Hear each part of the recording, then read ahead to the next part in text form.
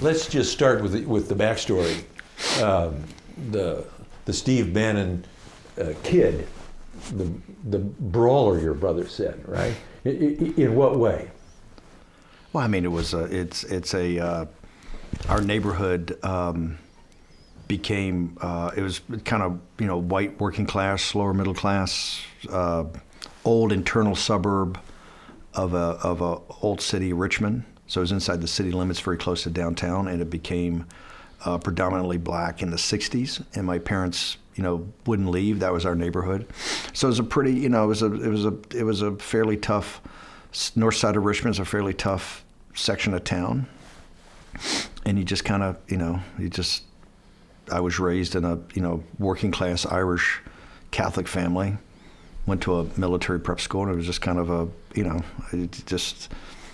just raised to not back down. If you believe in something, you believe in something, and you can't, if you show any weakness in a neighborhood, like it's quite Darwinian as a young person, right? If you show weakness, you're going to just get picked on and bullied and all that. So you just learn from the playgrounds, and you learn from the schools and the sports. There was no big organized little league or anything like that. Everything was kind of inner city baseball leagues or basketball leagues, et cetera. You just learn you got to stand up for yourself, and you got to fight. And if you fight, people give you some space. And if you don't fight, it's just, you're it's not a great life. So it was just, it wasn't any big deal. It was kind of like breathing air.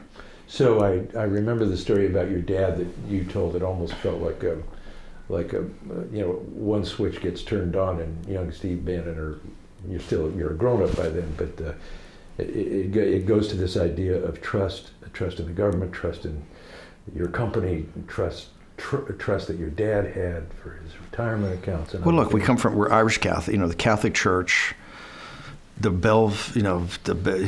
My grandfather and father, I think the only two guys in the history of the Bell system to be both 50-year employees. My grandfather worked there 50 years as a lineman and a PBX guy, and my dad was 50 years, started in the sewer pulling cable and worked for 50 years. So as a father and son, worked 50 years for the phone company. So you had these big institutions. I was fortunate enough to be raised in a great time in America, right? The 50s and 60s, but you believed in these big institutions, the Catholic Church, the phone company, and these were permanent fixtures in your life, and it's kind of that stability.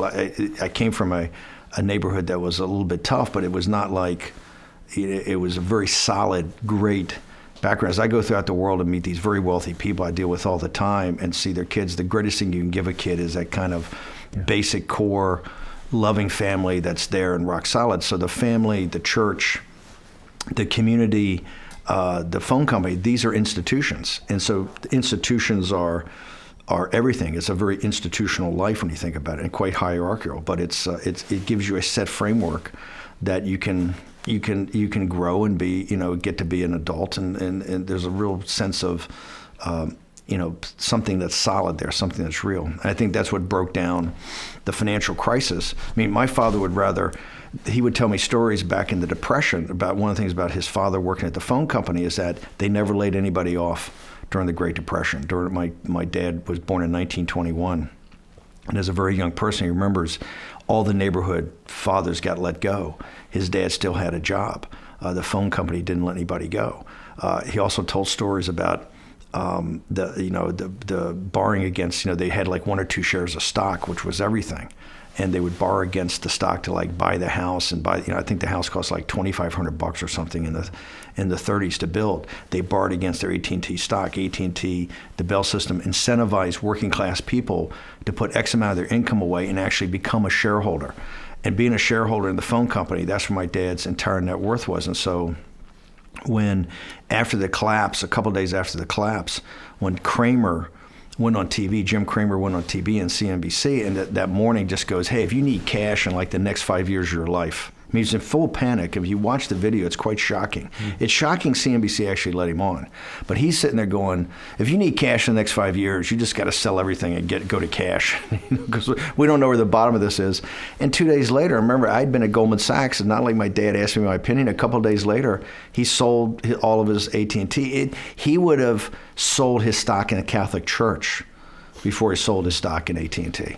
And he sold his stock. that struck me as that this is a crisis of the institutions of our country, right? This is a massive. We now have a institutional crisis when guys like Marty Bannon, who the country's this kind of steady Eddie guy, whose whole thing is to raise a family, to be there for the family, to be there for his community. These are the kind of building blocks that civic society is built upon. When guys like that are questioning the system and dumping their ownership in the system can't go on like that. You're now in a real crisis. It felt to me when we were watching, we made a number of films about it, and one of the things that happened in the cascade, because we make political films, we were thinking about, let's talk about Sarah Palin, for example, somebody who could identify in some way what that was, what that fear and that anger was, probably in your dad and lots of dads and moms all over the country. Well, it's one of the reasons I came back. I was living in Shanghai. I was actually living in Shanghai at the time. I was living in the French Concession, spending most of my time there. I had a massively multiplayer video game company that had a big Asian presence in Hong Kong, Kowloon, South Korea, and in China. So I was living there. Came back because I thought there were some financial problems. I was going to sell real estate, but then my sister pointed me to this woman, Sarah Palin, had just been named. Was going to be the vice president. I actually went to the Republican convention as just with a filmmaking guy, the guy that produced the Passion of the Christ, Steve McAvity, and went to the Republican and saw something unique in Palin and saw her go around. People forget when the financial crisis, when Lehman was put into bankruptcy, which was put into bankruptcy, I think on the morning of September 15th in London, right? And then it cascaded down. The smartest guys in the room didn't realize that the commercial paper market, the global commercial paper market, which is the way that every company in the world gets its working capital to kind of make payroll and to pay for the lights going on and for the janitors and for everything that's paid, the GE, the biggest companies in the world, the commercial paper market, every day you're selling commercial paper to provide working capital. When that froze up on the morning of the 15th, the whole system froze up. On that date, Sarah Palin and John McCain, I think, were up 1 point in the Gallup poll on Barack Obama. People forget, Palin came with such force out of that thing for the first 2 weeks before she started to be kind of destroyed. They were on fire. It was in that sequence of events that week, I think, talks about the corruption of our institutions. And I think it talks about how the elites are comfortable with decline. Remember, on that Thursday morning, Monday goes into bankruptcy. By Thursday, there's a crisis that nobody knows what's going on. In this commercial paper market, the whole way that the whole entire global system is financed is now frozen up. And that's when you have Bernanke and Hank Paulson, who are not alarmists, particularly not Bernanke. And he's an expert. Remember, he's an expert in the Great Depression. That's his claim to fame. That's where his PhD is in. They go to the Oval Office to go see Bush, and they have a meeting, and they tell him, hey, and we know all of this by congressional testimony later. So these are the facts. They go to him and says, hey, by 5 o'clock today, we need $1 trillion of cash infusion into the system, or the American financial system will collapse in 72 hours. The world financial system will collapse 48 hours after that, and we will have global anarchy and chaos. And Bush goes, that's interesting, but the White House counsel said, we kind of checked the Constitution. I don't really have authority to do that. You've got to go over to Capitol Hill. It's kind of their problem. And so they go up to Capitol Hill. They go to Nancy Pelosi's office in the afternoon, and they have the same meeting. In fact, they got to keep their BlackBerries outside. It's so confidential, and they talk in there about they need this cash infusion. That's when Hank Paulson gets on his knees to Nancy Pelosi and makes some sort of pitch to her. The country's in literally what the Germans and the Japanese military and the Soviets, what nobody could ever do to us. Osama bin Laden. Nobody.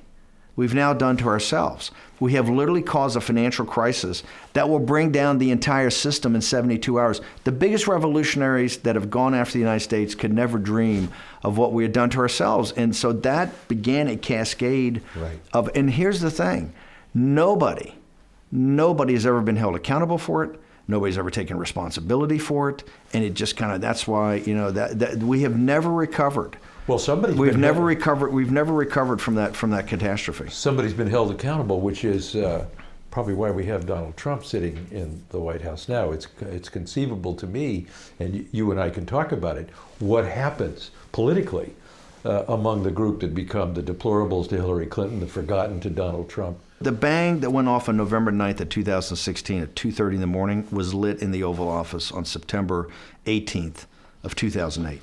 It was lit right in that room. Now, because it was lit, that fuse, that long fuse that has this populist explosion, exploded later. But every financial crisis, I think, in at least modern history, is always followed by some sort of populist, right? Now, sometimes that devolves into fascism and other things, but every time there's a financial collapse of this, and remember, this is the biggest financial collapse in the country's history. This is bigger than the Great Depression. This is bigger than the one in the 1870s that caused such a big problem. This is bigger than the one that caused the Federal Reserve in the early 20th century. This is the biggest financial collapse in American history. And this was one that was not done just by simple Ponzi schemes. This was done by an organized, thought-through effort of the financial and corporate elites that knew it was going. Remember, the scams pulled off here are absolutely outrageous. And so that's why you had this immense collapse. You had so many of the elites making so much money.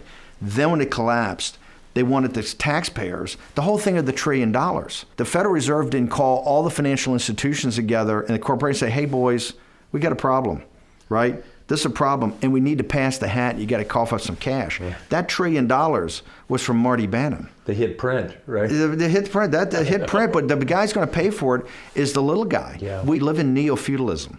This is not capitalism. This is where you have a underclass, right? A lumpen proletariat almost that's taken care of by the state. You have the very wealthy, and you have this kind of neo-feudalist working class and middle class in the middle that pays for everything. And the guys at the top, we've socialized the risk, that $1 trillion of infusion, right? Remember, the balance sheet of the Federal Reserve on the morning of September 18th, 2008, when they're in the Oval Office talking, is $880 billion. The balance sheet of the Federal Reserve on January 17th or January 20th of 2017, when Donald Trump raises his hand, is $4.5 trillion. The most progressive president in the history of our country, President Obama, saved the wealthy. And here's how they did it. They just turned on the taps of liquidity. We call it, the technical term is quantitative easing. Right. The not technical term is called bailing out the people who are guilty. Okay? So essentially, if you owned anything, you had the greatest 10-year run in history. Wait. Yeah. Let's move to the TARP vote and whether you think, so now all of that is happening. You have to do TARP, the first one you have to do. Yeah. You know why? Your fiduciary, when a guy like Bernanke walks in and says, I need $1 trillion, right? You don't have time to debate. History's going to look at you. And he says, the American financial system is going to collapse in 72 hours and the world financial system 2 days after that. You have global anarchy. There's not a person on earth. I don't hear these libertarians and all these, let capitalism take place. Right. No. When they come in and ask for the first $1 trillion in an emergency, I believe you have to say, okay, we got to do it. I don't know what went on here, but if you're telling me this is going to save me and at least get down the road, I'll do it. But remember, that's the first $1 trillion. We kept on for another $3.5 trillion. Yeah. $3.5 trillion. This is just bailing out the people that caused the problems. Got to think about it for a second. Goldman Sachs didn't lose any equity. None of the partners really missed any bonus payments. None of GE still in business. AIG, it all still exists. All the donors. Okay, the reverse side of this, remember, there is a corollary to this. It's quite powerful. And we know from the notes of the Federal Reserve, a guy named Richard Fisher, the president of the Federal Reserve of Dallas, argued this in the room constantly. He said, by doing this quantitative easing, which you're just flooding the zone with liquidity, we will save the institutions. And we will save anybody that's a big real estate holder or a hedge fund or bank. But he said, there's a huge reverse here. Number one, savings accounts, you're going to go to zero interest rates. Savings accounts are going to go to zero. So 5,000 years of the Western tradition back to the Marty Bannons, which is be a good householder. Get a wife, get a mortgage, get some kids, and you save your money.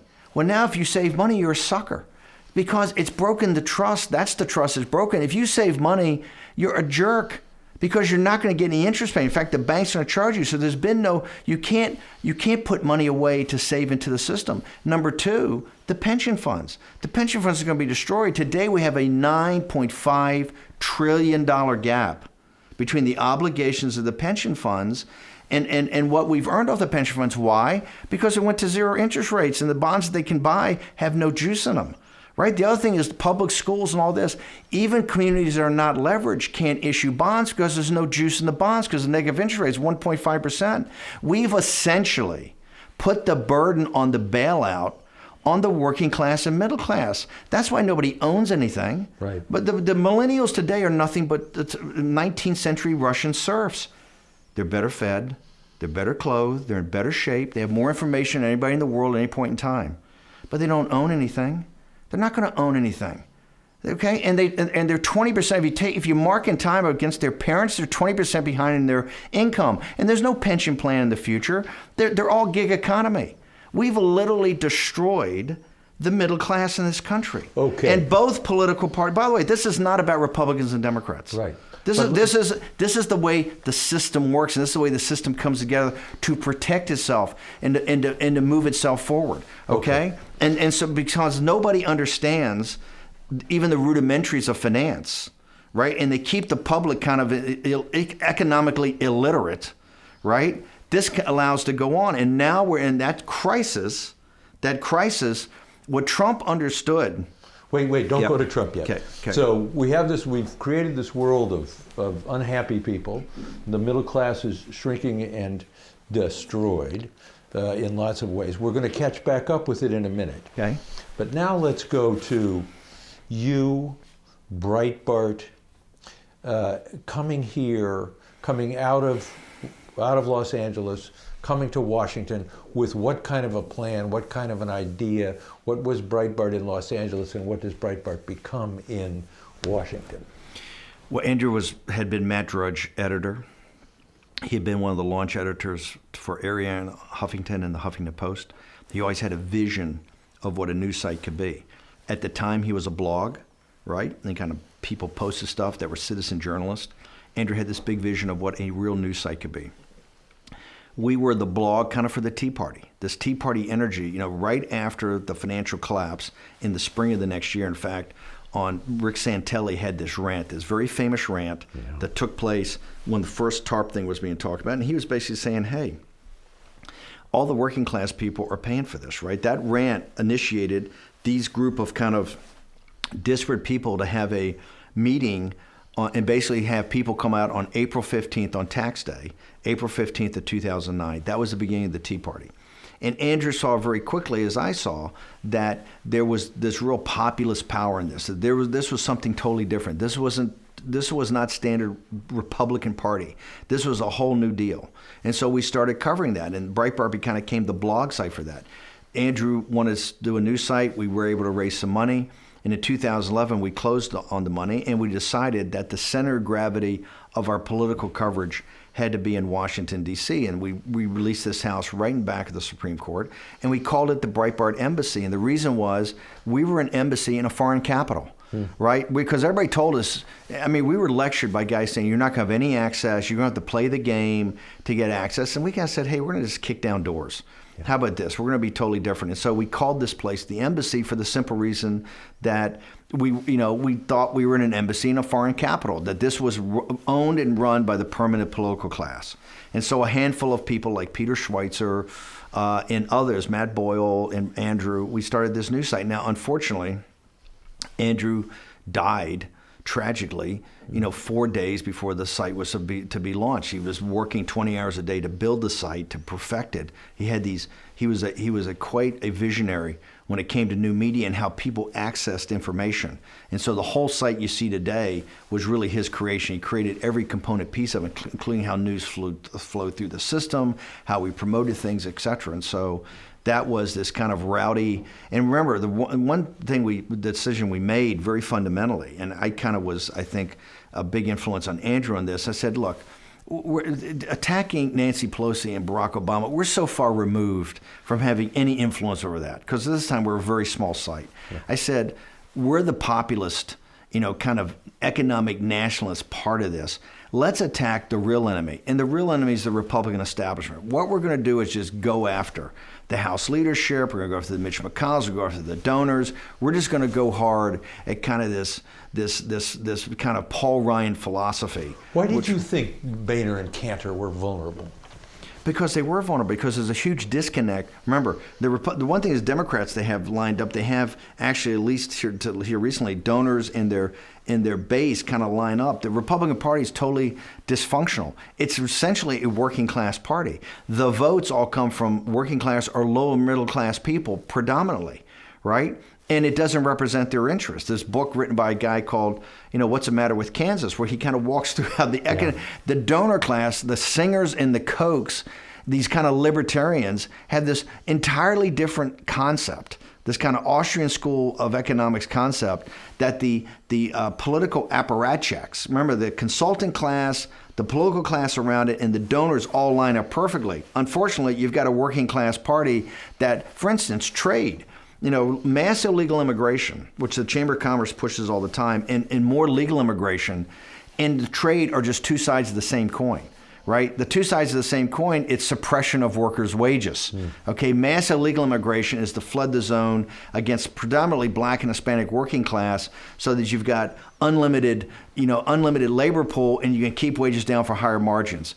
The immigration and the H-1B visas are the same thing in the tech area, that you don't have to hire American citizens. I can do it with these visas to increase margins.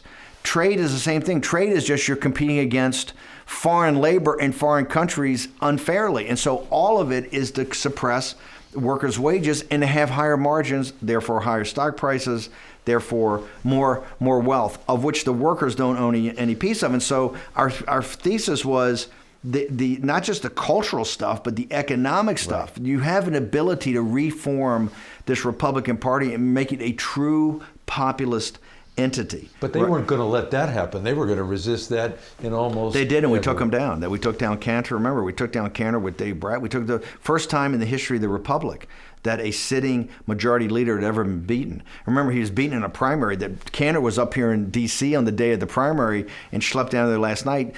Fox News, when they came on last night, didn't even know Dave Brat's name. This was unknown, and we had worked it with Laura Ingraham. I mean, Breitbart had been all over this. We had Dave Brat on our radio show, I think, every week for the 10 weeks run up to the election. We saw real vulnerability. Did you know it was coming? You definitely knew it was coming. That was also happened to be my home district, but I could feel it. I knew that a guy like Brackett, they were very weak. They were very weak. They didn't have a grasp, and this Tea Party revolt was picking up. So, you had the huge Tea Party revolt in 2010, which we won 62 seats. The Republican Party didn't see that coming. That was all grassroots oriented, which played out over time. Remember, today, the 2000, really Obama's 08, in particularly the primaries, in the 2010, I think changed American politics pretty fundamentally, because the concept got to be mobilization versus persuasion. I don't believe we live in an era of persuasion anymore. People are so saturated with this all day long, they kind of know where they come out. You just got to motivate them to get out there and vote. You got to motivate them to go door to door. So the 08 Obama primary that completely caught Clinton by surprise was all about mobilization. The 2010 Tea Party, particularly the House part of it, that was absolutely, the biggest in the history, I think, since the Great Depression, 1932, was about mobilization. That's why Romney didn't want to have anything to do with it in 12, right? He washed his hands of it. And that's why in this very room in January of 2013, they had this huge controversy between the Republican Party did the autopsy that said, the reason that Romney lost was because we didn't reach out to the Hispanic community, we didn't talk about DACA, we didn't talk about open borders immigration policy. And a young guy named Stephen Miller, who was on the staff, he'd been with Michelle Bachmann for the Tea Party revolt. We were very close to. Stephen Miller and Jeff Sessions and myself had a dinner in this very room at basically the same week that Rupert Murdoch and Roger Ailes had this dinner with Schumer and Rubio in New York to talk about the Gang of Eight bill. And we just came down and looked at this. There was a lawyer at Hunt and Williams in Richmond that wrote a 3-part piece, I believe it was, for Real Clear Politics. His name is Sean Trendy. Yeah. He looked at the same analysis coming out of 2012, which, remember, all the donors thought Romney was going to win in a landslide. He looked at the same thing and said, the inability of the Republican Party to connect with working class voters is the single biggest reason that they're not winning. And that's where Sessions and I talked about, we're going to take trade from number 100, right? It's not an issue. The whole Republican Party's got this fetish on free trade. They're like automatons. Oh, free trade, which is a radical idea, particularly when you're against a mercantilist opponent like China. So we're going to make trade from number 100 to number 2, and we're going to take immigration from about number 3 to number 1. The 1 and 2 issues will be immigration and trade, and that will be focused on workers, right? And we're going to remake the Republican Party. In fact, I'd ask... Wait a minute, that's like the anti-autopsy... The 180% out. Autopsy, and I told Ryan Slater to his face, it was a total joke and another donor-driven lie, okay? No statistics, and the victory in 2016 showed that. And by the way, all the guys in the verticals, the Jeb Bushes and the Marco Rubios and all these other guys, Chris Christie, all the geniuses and their staffs all bought into the autopsy. Remember, they thought we were crazy. You know, we had Palin in 8 and hoped that she had run in 12, and she just, it just didn't work out. I actually worked with Lou Dobbs and tried to get Lou Dobbs to run in 12 as a populist, because it was Lou Dobbs' economic ideas on his TV show all the time, particularly China and immigration and trade. And Lou Dobbs, for a host of reasons, didn't do it. And here, I actually tried to talk Sessions into doing it. I told Sessions, just like I told Palin, you're not going to be president of the United States. But remember, if we win the primary, and you will win the primary, you control the Republican apparatus. You take over the RNC for the whole next cycle. You can turn the RNC, you can turn the Republican Party into a worker-based party. The goal is to get control of the party. You're not going to win the presidency against this. That'll take time. And Sessions goes, I remember he said, it was about 5 hours. We walked down those front steps, and he turns to me and goes, it's not me. I'm not going to do it. He says, but our guy will come along. We'll find our guy. And that guy, a couple of years later, turned out to be Donald Trump. So you go hunting for a guy, and 100%. You're banging him hard. You're banging Boehner and everybody else hard on the front page of Breitbart. And so help me with the understanding of the growth of Breitbart through those 2 years while you're... Oh, it was fun. I think when Andrew passed away, the night we opened the site, I think if you go back and check, I think we were at 10 million. I think we were at 10 million uniques. Excuse me, we're 10 million page views a month. I think we're 1.5 million uniques. I think the total time on site, total time was 90 seconds, and 70% of our traffic was coming from Drudge, okay? At the height of the game, I think later in August, when I left in August of 2016, I think we were, 300 million page views a month, 40 million uniques, people staying on site 5 minutes. It was a whole different deal. It was a combination of... We were, number one, we were new. Andrew's site, it was news, not opinion. We didn't put any, our opinion was in the news. Yeah. Well, but it's cool. Like the editorial page of the New York Times is on the front page. Yeah. Okay? If the New York Times didn't publish, CNN would be a test pattern every day. Okay? Look, it's all partisan. It all comes from what I call an angle of attack. We're partisans. And we put it right into our news, and people read it and know it. The facts are the facts. You're going to distribute the facts, but the angle attack is right in there. So it's going to be hard-hitting, populist, nationalist. We're going to have heroes and enemies. Who's reading it? Who's reading that Venn? We caught on with this kind of working class, middle class audience. We made this stuff very intelligent. We had these radio shows that were listener based. We got people engaged. The comment section, which is not for the uninitiated. Mm-hmm. I took off almost virtually all controls on the thing. We had monitors to stop the really bad guys, but I got lit up more. The reason that all the conservative media had gotten away from comments is that most of the comments are attacking the writers and the editors. And, we took it off and said, hey, we're building a community here. And it was the comment section that started to build some of the power of Breitbart, coupled with we were just smarter. We had amazing search engine optimization. It was a merger of technology and content. Search engine optimization, and particularly I had an entire team that did nothing but deconstruct the algorithms of Facebook. Without Facebook, Breitbart could have never gotten to the size it got. You saw the Harvard study where we were the most powerful news organization in the 2016. That was all by design. We literally focused on being able to deliver a punch, okay? And we did it just like the guys at Harvard did. We did it by understanding Facebook, understanding search engine optimization, maximizing the technology part of it, and also comments to build community, to have people have ownership in this, right? Well, and also understanding that there was a division in America, and half the division didn't have a voice. This whole thing on division too. It's the taproot of democracy. What you want is engagement. okay?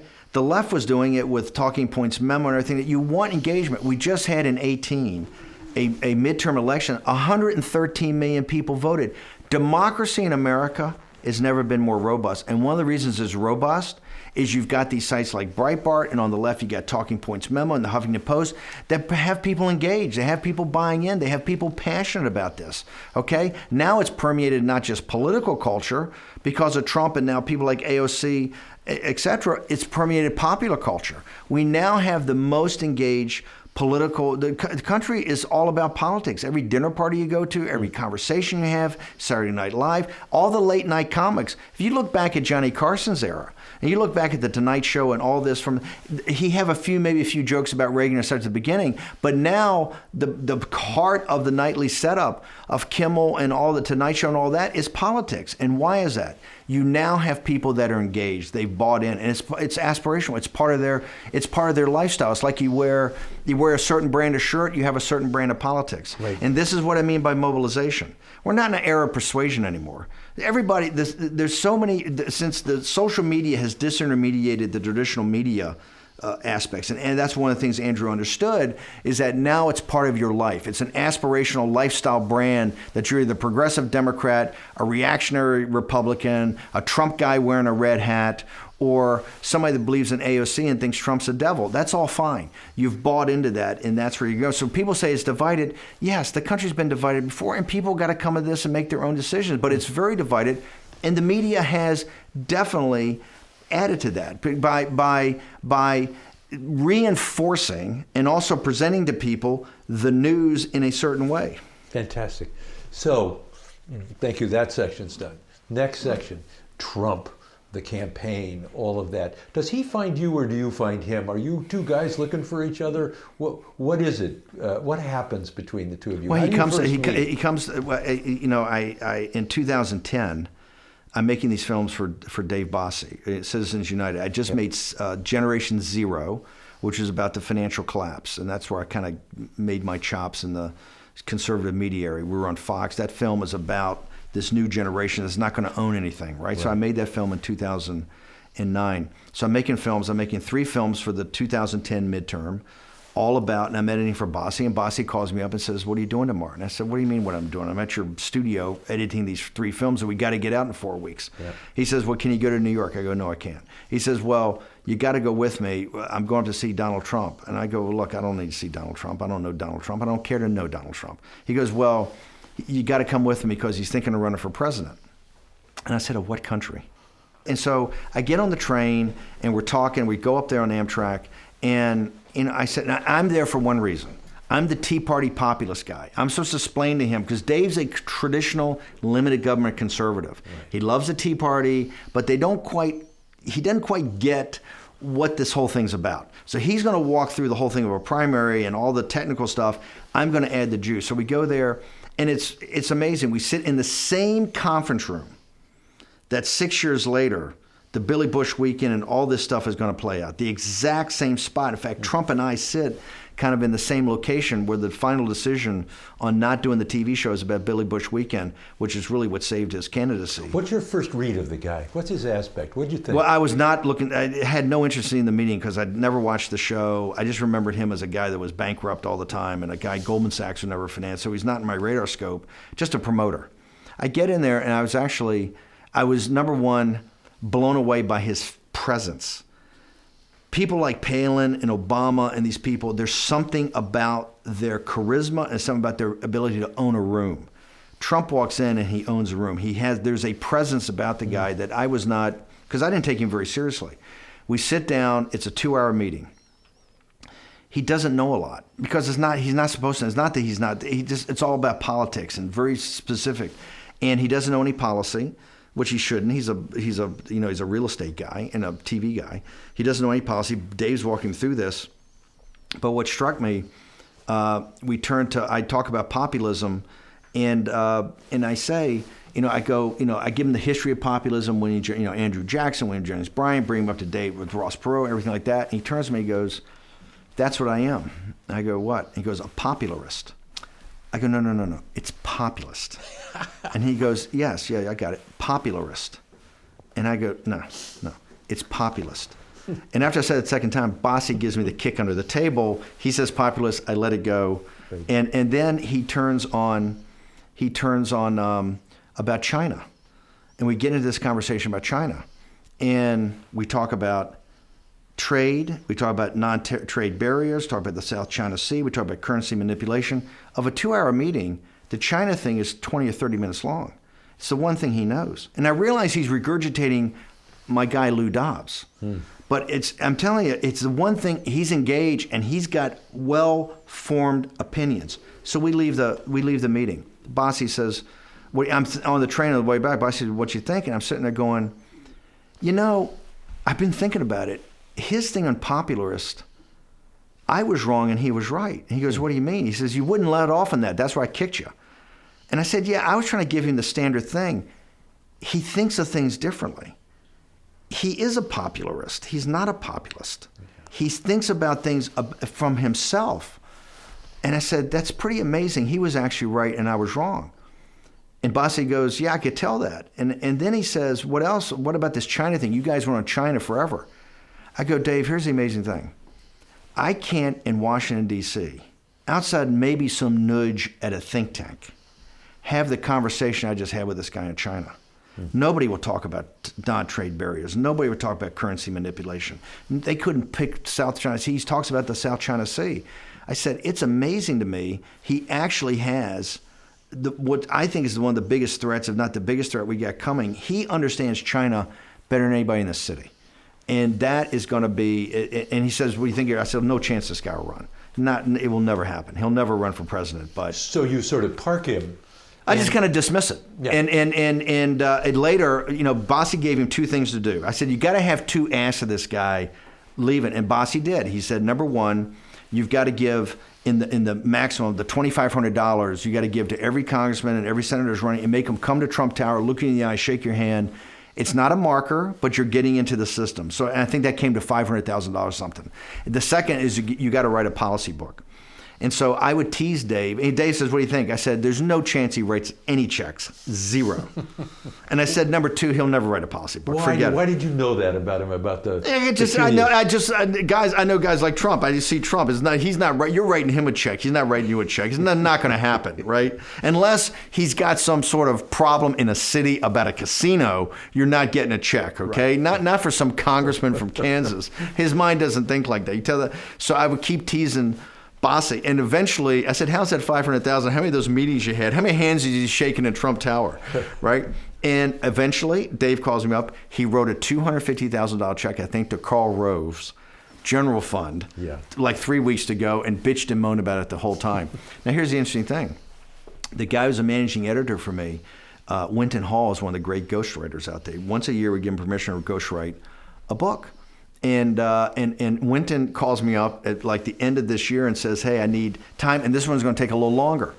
I go, fine. I said, how long you need? He says it could take up to 4 months or 5 months. I said, this crap you type out for these conservatives takes 30 days. I said, who takes 4 months? He says, I got a guy that's got the biggest advance in the history of Regnery. And I go, Regnery, advance? They don't give advances. I mean, It's not their business model. What is this? He go, it's Trump. I go, are you kidding me? He says, yes, it's to write a policy book. I go, you're kidding me. And that book, I think the subtitle is Make America Great Again. That book, if you read it and look at the 2016, this book came out, I believe, in 2011. And it's an amazing book. Winton Hall is a fantastic writer. He said Trump was so engaged in this book. This book has many of the foundational issues that Trump ran on later. So it's quite amazing. But Trump, there was some element of him that always looked at Obama and thought he could take Obama on. But I think he was smart enough to realize he would have gotten crushed going after Obama. He was smart enough to kind of wave off on it. But the seeds of his interest was enough to start taking meetings, and Dave gave him a very detailed presentation on don't worry about the general election. You worry about the election that's in front of you. Worry about winning the Republican nomination. Dave had a quite detailed map of that. So you could tell it was serious. And then later on is what happened is Bossy starts putting on these cattle calls very early on in the system. So Trump showed up at CPAC. He gave a great speech. And then the first one I remember I think was in late 2013 or early 2014. It was in New Hampshire. Yeah. And I go up, and they had a cattle call. It was Rand Paul, it was Newt Gingrich, it was Ted Cruz. You had all the kind of conservatives around with the media all over Cruz and all over Rand Paul. They were the hot things. I think Walker was there too, I think. And Trump spoke. And what I would do when these guys would speak, I would sit off to the side and just watch the audience. And Trump gave a totally non-traditional Republican speech. He talked about trade. He talked about immigration. He talked about, and not in political speak. Every other guy came up there. I don't care if it's Rand Paul or Mike Lee or Newt Gingrich or Ted Cruz, all of them. They all speak in a political vernacular. Yeah. Now, these were grassroots leaders, Tea Party and the people you have to convince in New Hampshire to work for you. Trump comes up, totally off script, just stream of consciousness. I think he had a speech, never even looked at it. Stream of consciousness. These people are leaning forward. People are clapping. He's getting standing ovations. And I'm sitting there going, this is amazing. So we were doing our radio show, and Trump was going to come and do an interview with us. We got Sam Nunberg to give us an interview. So I'm sitting there going, look, this guy's on fire, right? And you could tell in the room, he was kind of owning the room. And Jeremy Peters is my buddy from the New York Times. We interviewed Jeremy. Jeremy's beat, he had covered Andrew for years. Jeremy's beat at the Times is to cover the crazy grassroots of the Republican Party, right? Yeah. So we interviewed him. And I'm sitting there with Jeremy, and I go, hey, Jeremy, I got Trump coming up next. If you're good, I'll get you 5 minutes for Trump so you can interview him. Jeremy looks at me and goes, Steve, if my editor found out that I even talked to Donald Trump, I'd be fired. And I go, why? And he says, he's not a candidate. This is just show. Publicity stunt. This is a publicity stunt. This is a marketing stunt. Right. And so, and by the way, CNBC, MSNBC, they're all up there. The only interview he had all day was Breitbart Radio and then Breitbart News. Nobody would even consider him, and he owned the room. And then I started noticing as he would go to these things, he was owning these rooms. I mean, you could tell in these grassroots things that Bossy kept putting on. My sense was, and you go back and look at it, you guys hadn't really decided yet. There was Cruz, there was this, there was that, it's going to be somebody else. And Trump was never getting the oxygen that I would have expected. We would give him fair coverage, right? But we had, remember, because look, it's like this whole thing with the alt-right, right? To build a massive news site, it's like sedimentary rock. You need different layers of it. So we would have the Christian conservatives. We would have the libertarians, the Rand Paul guys. We would have the limited government conservatives, the Ted Cruz guys. We would have the gay Republican Lincoln club guys. The alt-right started as, before it got taken over by these kind of white nationalists, when we originally got involved with it, these were the guys that said, hey, all this conservatism is all, there's no fight in it. We want an alternative that actually fights, right? It was kind of these memes. So my point is there's probably 20 groups. Of that, we tried to cover everybody, so it was going to come out. Honestly, if you go back and look at the coverage, probably Ted Cruz is the guy that, in fact, Ted Cruz deems to give Breitbart, when he goes to Liberty and announces his candidacy, at Liberty University in that massive rally with 15,000 students, only Breitbart's backstage. He invites us to the family quarters. We do his wife, interview his wife. We then have all this private time with Ted Cruz because we're like the Cruz site because part of the sedimentary rock is limited government, heritage organization, conservatism, right? This whole populist nationalist part of it is a significant part, but it's not the overwhelming thing. We're getting more and more populist every day. Trump comes up, and really the key moment is coming down the escalator. When Trump, at the top of the escalator, if you go back and look at the polling, I think Trump was in 7th place, right? At the bottom of the escalator, in the speech, and particularly when the media bites, and I'm sitting there watching. We have 5 people up at Trump Tower. We have Boyle leading an entire team. We got wall-to-wall coverage. And in the speech, when he starts going on to not just the immigration part and trade, which nobody's ever talked about, but when he starts doing the over-the-top stuff, and I said, you watch, they're going to bite hard, and they're going to bite hard and blow this up. I'm sitting there watching this thing on TV. When he starts talking about the Mexican rapists and everything like that, I go, oh my God. I said, he's just buried everything. They're going to go, CNN is literally going to broadcast 24 hours a day. By he goes to Iowa, I think that night, it's all they talk about. He goes from number 7. He's at 1 and never looks back. The next day polling, Trump's gone to 1. In fact, I think it's the next day, the day after, Don Lemon has him on for the most classic Trump interview in human history. Lemon's sitting there hammering him. You got to show us some facts. You got to show us some facts. And Trump, it's a phone interview. Trump goes, Don, somebody's doing the raping, right? It's just so, but it was the mainstream media that catapulted Trump from, because remember, when people at the top of the escalator, nobody still thought, even though he had filed his financial report, right? Which in hindsight, is the financial report, but nobody thought this. They thought it was a marketing ploy to get a better deal at The Apprentice, etc. The mainstream media catapulted him to the number 1, and then it was within 30 days we had the Fox News. The first on August 1st, I think it was the debate when Fox News, when Murdoch and Ailes, or particularly Murdoch and Ailes, being the part of the Bush apparatus, decided they were going to kneecap Donald Trump right out of the box. And that's what Megyn Kelly, they went through his Twitter feed, they went through all the Apprentice tapes, they went through everything and came out and did a hit like the left would do on somebody. And that's when all war broke out. That's when Breitbart, that's when you had to choose sides. Who's in the war? Well, the war was Fox and all the conservative media, National Review, Weekly Standard, the Republican, basically, it's a racket. Okay, it's a racket because the people are over here. The voters are focused on illegal immigration, trade deals, jobs, why income inequality, where's my pay raise, basic nuts and bolts stuff that people, the sovereignty of the country.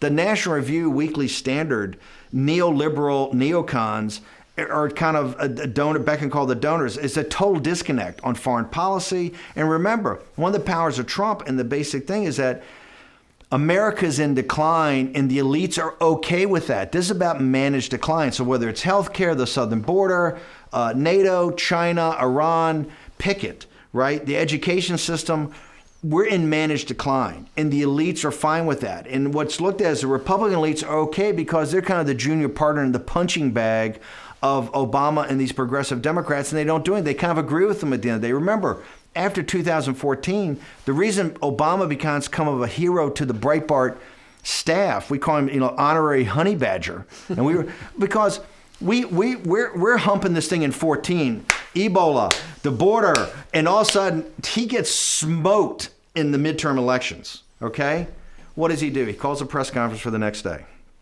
Press conference, everybody shows up. This is the shellacking? He gets shellacked. Right. He loses the Senate. He shows back up. He gets smoked. He calls a press conference, and all CNN and everybody, New York Times, is he going to listen to what the people are saying? Is the country going a different direction? Obama going to listen? He gets up there and he goes, okay, guys, here's how it is. I'm president of the United States and you're not. He goes, here's 10 executive orders I'm going to sign immediately. And by the way, you know that DACA thing? I got a DAPA. I'm adding the parents onto it. How do you like that? I'm sitting there going, this guy's my role model.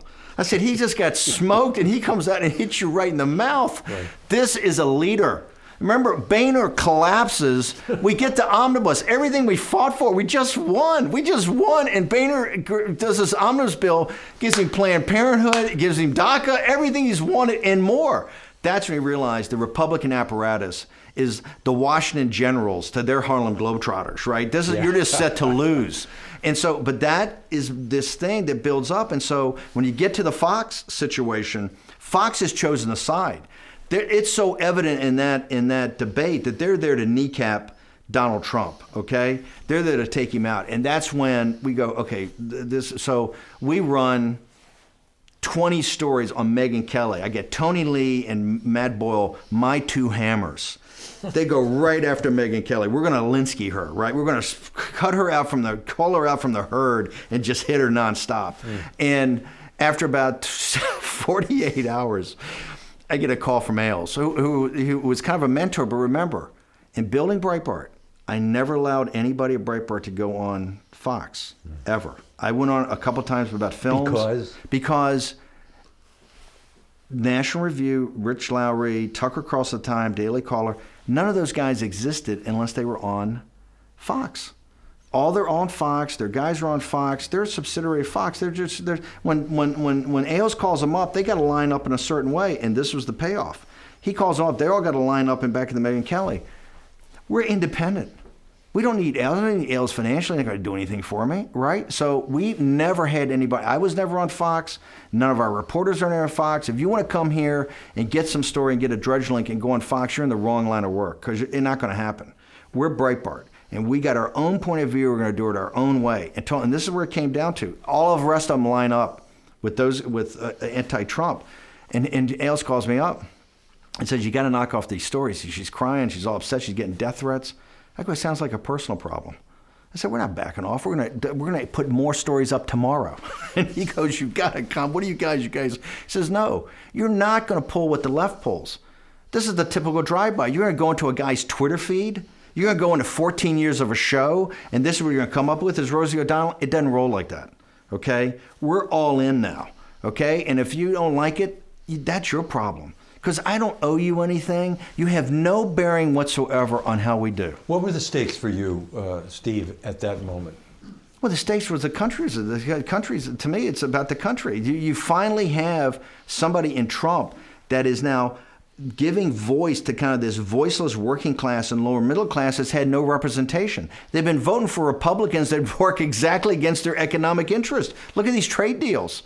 You know, you have all this theory of free markets. These free markets against a mercantilist power is destroying the manufacturing base of the country, right? You have these guys that are Chamber of Commerce that, look, the state of Texas is controlled by Republicans.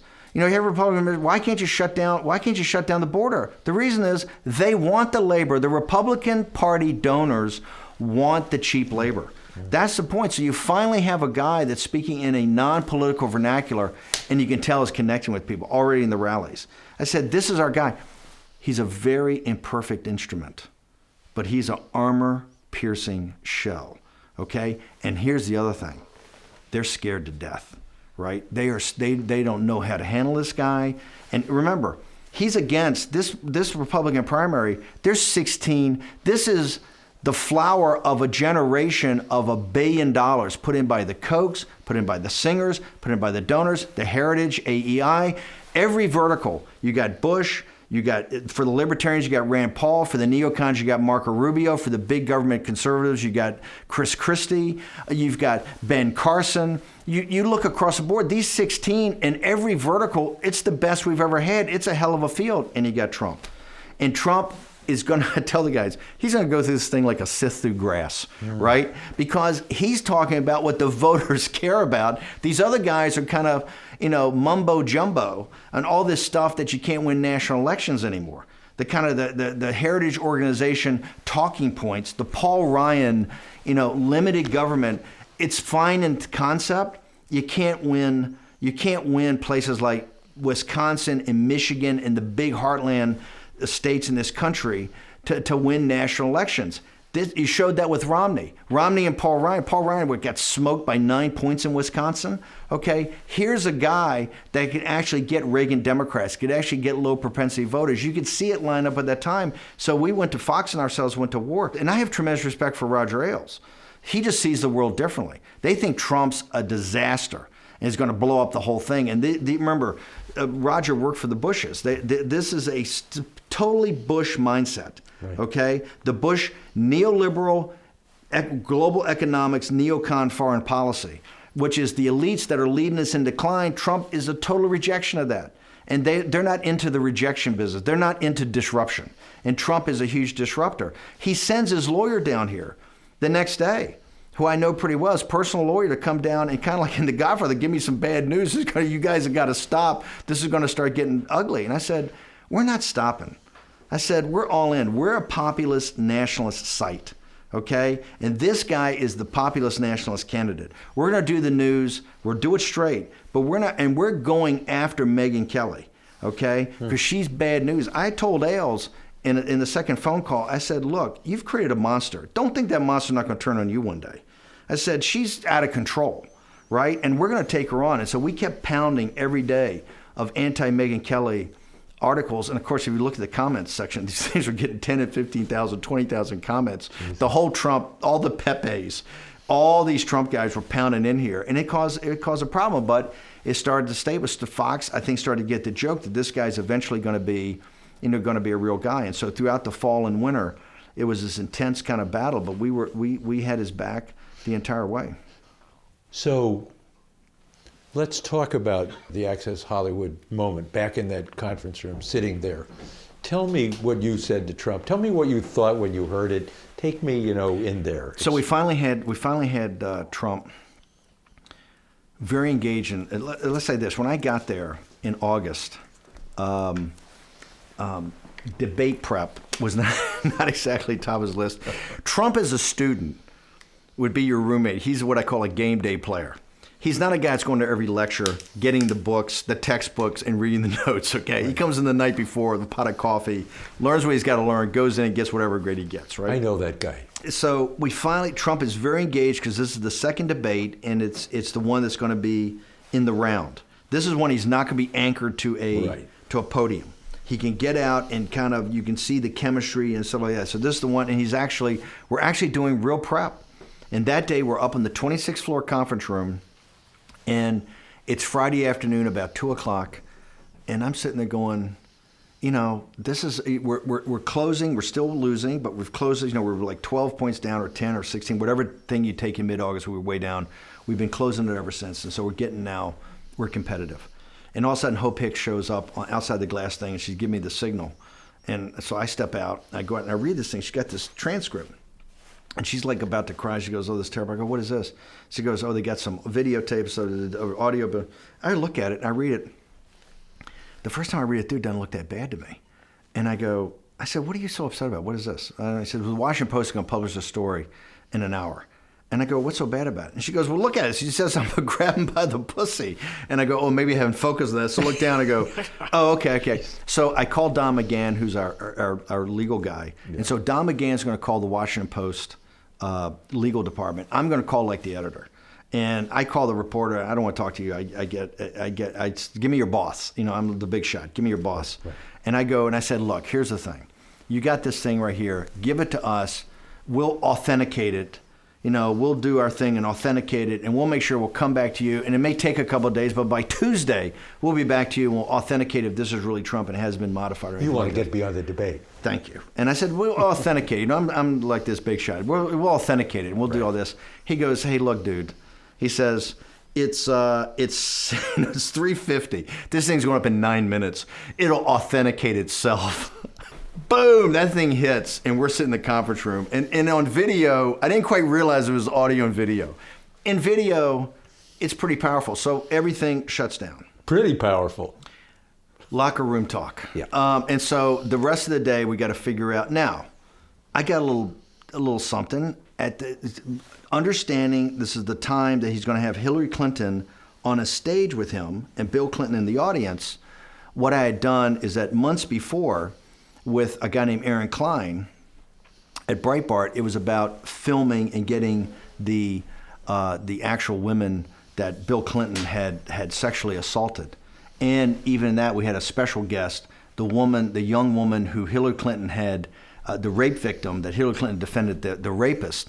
We had them all, and we were supposed to get them up on Fox during that week. Fox? On Sean Hannity, like I'd done this movie, A Hope in the Change, about Democrats who voted for Obama or not. We'd do an audience show, and he was going to have all the people up there. We're going to show all the videos, have them cry on stage, boom. And for some reason, and I'm not saying it's Fox senior management, that thought maybe Hillary was going to win, and so they didn't want to get this kind of down in the mud. On Wednesday, we were told, early in the week, we were told it's not going to happen. And so Aaron kept filming them at the Watergate Hotel in Washington, D.C.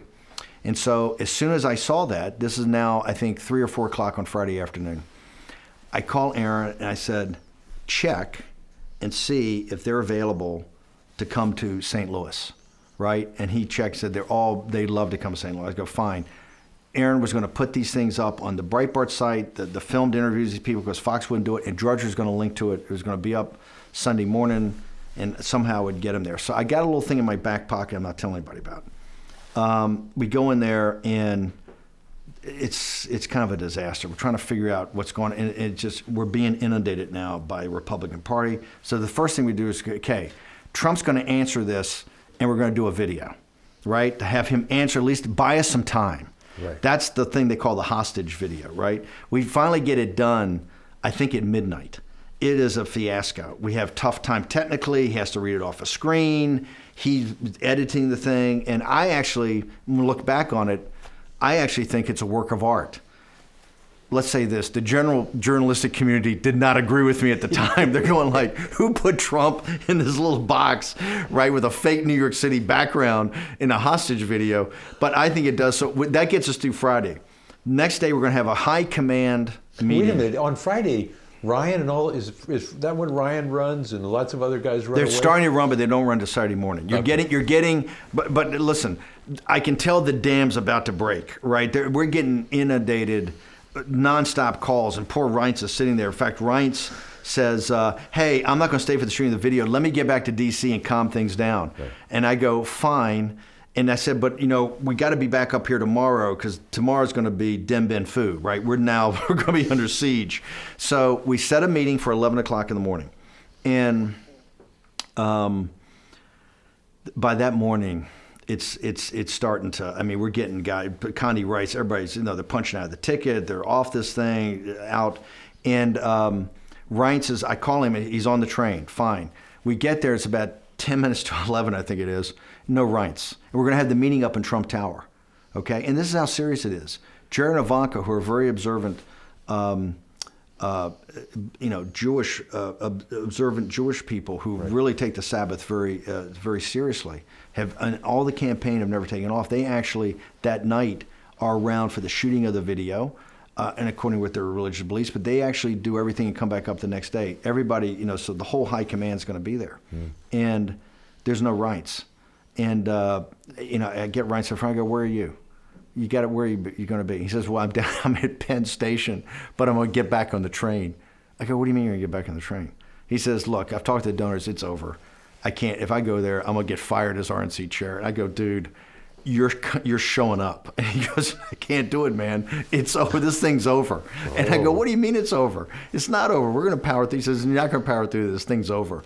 We get in this huge argument, and I'm pretty close to Reince. Reince is a solid guy. I said, you got to show up here. If you don't show up here, you're going to get torched worse than everything you get torched by the donors. Yeah. And you're going to have to do the perp walk. You're going to have to come through Trump and that thing with all the TV cameras. You're going to have to get in the elevator bank, and you're going to have to come up and join us.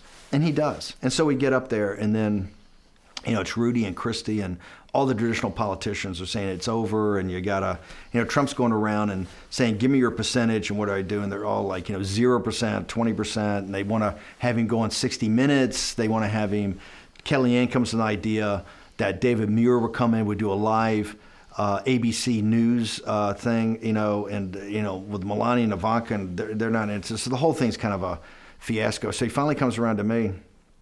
He says, what's your percentage? And I've told him from the day I've taken this job on and thing, you have 100% metaphysical certitude that you will win if you just stick to this populist nationalist message and hang her as the representatives of the elite. We hang that around her, that she represents the elite, you represent the people, you're a populist, and we hammer, you're going to win. I don't care if you're 16 down. It doesn't matter. The key number is 70% of the people think America's in decline.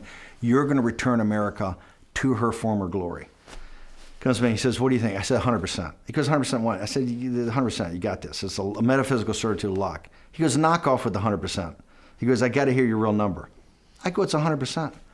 And he goes, I said, listen, they don't care. This is locker room talk. They don't care about vulgarity or anything like that. They care about they're losing their jobs. They're losing their country. They see their country going away from them. They don't have anything to pass down to the kids. That's what they care about. Jared and I we're basically rented the Hilton Ballroom 2 blocks over, and at 6 o'clock we're going to go out at noon. We're going to go out here in a half hour and put up on your Twitter and on Facebook. We're holding a rally for everybody who shows up in a red hat, and we'll pack it with a bunch of hammerheads. And you're going to throw down and just go after the Washington Post and the media. And that's how we're going to power through this. No excuses. No, just let's power through and see Hillary and thingamajig. Let's say this, that didn't exactly get voted. There was not a unanimous consent we should do that plan. And we decided the compromise is David Muir and ABC. So David Muir is like out in the Hamptons. They're going to helicopter in. ABC gets the whole crew over. 6 o'clock, we take a break and go down to the infamous 25th floor conference room where we've had all the big events in my life with Trump. We're there. Yep. Trump is going to take an hour, get sorted, come down, and Christie and Rudy are going to write his preamble that he's going to be able to say on ABC. This is 6 o'clock on Saturday night, live to the nation. It'll be the biggest show in history since MASH, right? Donald Trump addressing the Billy Bush tape. Right. And I'm sitting at the end of the thing with Stephen Miller and watching this. I'm sitting there going, it's over. If we do this, it's over. There's just nobody, you can't pull this off. So I'm sitting there thinking, what do we got to do here? And he gets there, and Christie and these guys, it's not even typed. I think it's handwritten by Christie. He puts it over, and Trump comes out, and Trump's in a bad mood. The time we left him alone up in the tower had not been quality time, okay? In what way? I just don't know, but he's not in a good mood. Yeah. He's in a bad mood, okay? There were a lot of people in a bad mood up there, okay? The tape was pretty raw, right? And now we've got, by the way, a full revolt. You know, Pence is nowhere to be found. He's not out there saying great. He gives him, we get a letter from him. Paul Ryan's out of the campaign. McConnell's out. I mean, now it's a thing that, and Reince lays up a proposal. You know, he's asked Reince, what do you think? He says, well, you got two choices. You're either going to lose by the biggest landslide in history, or you step down today, and we've got a way that we can restructure the ticket that we only Colorado's out of play because they got to mail in the ballots. Everything else we can get changed, and we can do this. I go, are you nuts? You're not going to do that. So that's what I told Reince later. I said, why'd you even bring that up? It's not going to happen. Okay, it's not going to happen. We'll fight this through some other way, but that is not going to happen. He's not going to quit. Just even to bring that up is absurd. That was the donors. Because they thought they're going to lose the Republican Party. They thought every woman in America will never vote for a Republican again, right? Because this guy's a barbarian. We're in the conference room. Christie gives him this thing with Rudy, and he starts reading Donald Trump. He gets like 2 sentences in, and he goes, this is crap. This is baby talk. He goes, am I a baby? I'm not going to do this. He turns around to him, he goes, it's got to be better, I'm out. And they go, well, make this change. He turns around to him, he goes, this is ridiculous. I'm not doing it. And Kellyanne goes, well, we got to do it. They're flying. ABC's loading up. This thing's set up. David Muir's helicoptering in. This thing's a go. And Trump just goes, I'm not doing it. And you hear you're all the way up on the 25th floor at Trump Tower. You can hear on the streets, Trump goes, what's that? And you look down, there's got to be 10,000 people on Fifth Avenue. They got the police on the horses. They got riot police. You look down, and there's literally this mob down there. And he goes, look, there's my people. My people, that's what I got to do. I said, we can't get the Hilton. We let it go. He says, well, I'm just going to go down and talk to my people. And I said, well, I don't think all of those are our people. Of the mob, it's probably 80% of want Trump's head on a pike. There's 20% of the deplorables. Most of them are sitting there, angry women that are sitting there want to tear Trump apart. I said, I don't know if that's exactly our crowd. But this is what a leader does. He just says, no, these are my people. I got to go talk to my people. The Secret Service says, this is not going to happen. You're not going to walk out there. We have no control. And he just goes, I'm going. He takes off, and Kellyanne goes. I go with him, and then Christie and I have a sidebar tete-a-tete off to the side. Trump goes down. That's that famous picture. Trump just walks out there, and if you listen to the crowd, 2/3 of the crowd is, we hate you, right? But he blocks it out. He's waving and everything like that, and turns it into, I think, a seminal moment. That was that in that moment. He won the presidency. And I realized all my study of military history and everything like this, campaigns come down to one or two decisions made with imperfect information in the heat of battle, in the fog of war. One way leads you to victory, and the other way leads you to defeat. There was 90% chance we would have gone the other way that day, from the night before, from the pressure that was on him and everything like that. And that's what a leader does. He's able to reach in and understand something. I think people misjudge this on Trump. He's got a natural leadership ability to basically focus and make the right decision. That was the inflection point. The women, we got there the next day and everything like that. But it was in that moment when he stood up and said, I'm not doing this. And went, oh, you can't, ABC's here, everything like that. And he looks down at the crowd, which was a hostile crowd. But in his mind, turned it into, those are my people. I've got to go down and address them. When he went down and did that thing, the whole thing kind of reverted. And from there on in, we had to still punch it out. But it was, if it would change in that moment, if he had gone on ABC, Hillary Clinton would be president of the United States. When we've seen the video of you lining up Paula Jones and everybody else, and you have this kind of, I don't know, it's a mirthful look on your face as you're going in behind the cameras as that is unfolding. What are you thinking at that moment? So I wanted to spring the trap on these guys because I thought in the Twitter feeds and everything like that, they were so one-sided. So what we did, we didn't tell anybody. It was just Jared. I got permission from Jared the next day. I sat with Jared and said, he and I were kind of partners in the campaign. I said, look, I'm going to bring them, and here's what we'll do. We're going to get them in a room, line them up with mics, have Trump come down and talk to them, hug them and everything like that. And then we're going to let the media know that we're ending our debate prep, which technically we are, and just let them in and spring the trap and hit them with a full volley of Paula Jones. He raped me, right? And just hit them, right? Clinton's actions versus Trump's words. And then have them at the debate where Clinton's got to walk by him. They're going to be in the family section, in the VIP seats right there. And Bill Clinton's going to have to walk by him because these ladies are so mad, they're going to grab a piece of Bill Clinton on national TV and read the Riot Act. And so Trump didn't know about it. Reince didn't know about it. And we got Hope Hicks in on the thing at the last second to get him in and everything like that. So we walk up. We're now in the presidential suite at the hotel. We're doing some debate prep and everything like that. Trump's off to the side. I told Jared, we got to go tell him. Walk up, and Trump, as often would do, would kind of lean back and almost close his eyes. And I said, okay, here's what we got. We got Paula Jones and all the women that Clinton assaulted, plus we got the rape victim, right? And they're all fired up. You're going to go down.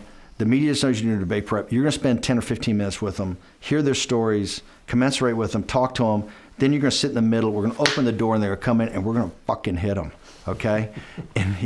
And I'm sitting there. I'm making my pitch, right? I go, what do you think? He goes, I love it. So just Jared and I, we grab Trump, and don't tell Reince or anybody. We just slip out of the room. We got a service elevator. We go right down. And the thing is, and as soon as, that's where I went over, I had to see when we sprung the door, and and of course, the guys that came in are the ones I detest the most. They're all, and the door's open, they go, is it appropriate to grab women without their permission? And they're all yelling, and they get in there, and it's like, what is this? And they hit a volley. And my girl Paula Jones, the first one, Bill Clinton raped me, right? And just boom, and they hit it. It was perfect. And it was that got us momentum. Now, what happened backstage was, remember, at the other debate, they had put Mark Cuban right down in Trump's eyesight. And I said, no. The deal is Cuban's going to be back in the dark. It's all these his seats. And I said, and the guys at the commission go, well, we can't control it. We don't have security control. I go, what do you mean? I'll get the Secret Service and take him out. But he can't be sitting right in Trump's line. That's just not the way it's going to work. These guys go, oh, no. We don't have security, and he's got to stay. So here, I go up and tell him, I said, hey, here's actually the seating for the VIPs. And it's all of me. He goes, oh, no, that's family only. Yeah. I said, it's family only? That's interesting, because Claire McCaskill is sitting with the Clintons. So it's just VIPs. These are our VIPs. Melania and Ivanka are going to sit in the first row in back of them, right? And these guys go, and I said, yeah. And Clinton, the way we agreed on the stage thing, we walk out here, you walk out there, and Bill Clinton's going to walk right by him. And these guys go, oh, no. They come back and said, if you seat them, we're going to have security remove them. I said, hang on. We just had a debate 2 weeks ago. You couldn't move Cuban because you don't have security. They go, oh, yeah. And so we have this massive fight. And so we're down now to 90 seconds before showtime. I go up to Mr. Trump and I say, okay, look, here's the drill. If we force this, we can do it, but it's going to cause a consternation. It may embarrass Ivanka and Melania. Your call. We can sit around. I think we've done enough. They'll still be right there giving him stink eye, and he's rattled. You can tell Bill Clinton and the whole Clinton thing is rattled. He goes, let's do it that way. And I go, fine. So at the last second, we seat the family. And you tell Bill Clinton, that's why they had that great shot on Drudge where he's looking, he thinks we're going to springboard these, because these women are worked up right now. They want a piece of Bill Clinton, big time. And that energy, and you could tell Clinton, she was off her game that night. We had rattled them. And so I think that gave us the velocity. That gave us the muzzle velocity to kind of drive home in the last, 4 or 5 weeks of the campaign. So he wins. Well, that ground has been covered. Well, one part maybe has when we say wins, I'm the 100% metaphysical certitude, and we get the exit polls at 5 o'clock. Right. So the exit polls at 5 o'clock we're tied in Iowa and Ohio. That I had us up like 3 or 5 points. Tied. We're losing everywhere else, including blown out in Pennsylvania, blown out in Florida. This is like I forget the total number. I think it was like a 350 electoral vote, 400 electoral vote. This is a landslide. We are blown out. I mean, it is a catastrophe. And I'm sitting there, we step on the balcony, it's so bad that nobody should see these. Right. And we look at them and I go, we can't be that far off. We got this thing. We're over top of Wisconsin. I mean, we're competitive in Pennsylvania. It can't be this bad. And he goes, Jared says, hang on a second. He calls Drudge. And Drudge goes, fuck these things. This is all corporate media. This is all fucked up. They're lying. So I feel better. Mm-hmm. And we called Trump, and Trump goes, hey, we left it all on the field. Nothing else we could have done. And we decided that since we get the kids and we get Don Jr. and some others get on talk radio, the Mark Levin show, and hey, we got to. And it was a big lesson. We heard almost instantaneously, people came to us and said the newsrooms, were high-fiving and people were laughing. This is Trump, not just a defeat. This is going to be to crush this thing, right? All this disruption and all Trump stuff and all these kind of guys in red hats, it's over. And it was a huge lesson for me because it started to play out exactly like, the only thing that concerned me is the Detroit Free Press called, I think it was 8 or 9 o'clock, right out of the box, they called Michigan for Hillary Clinton. And they are, in 150 years, I don't think they've ever been wrong. There's not like some broadcast TV thing that's got guys. They're on it, and I go, man.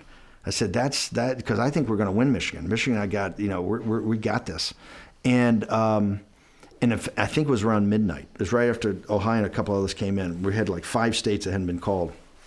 At midnight, for the first time in their history, the Detroit Free Press reversed it and said too close to call, and that's when I said, Trump's president of the United States. Did he think he was going to lose?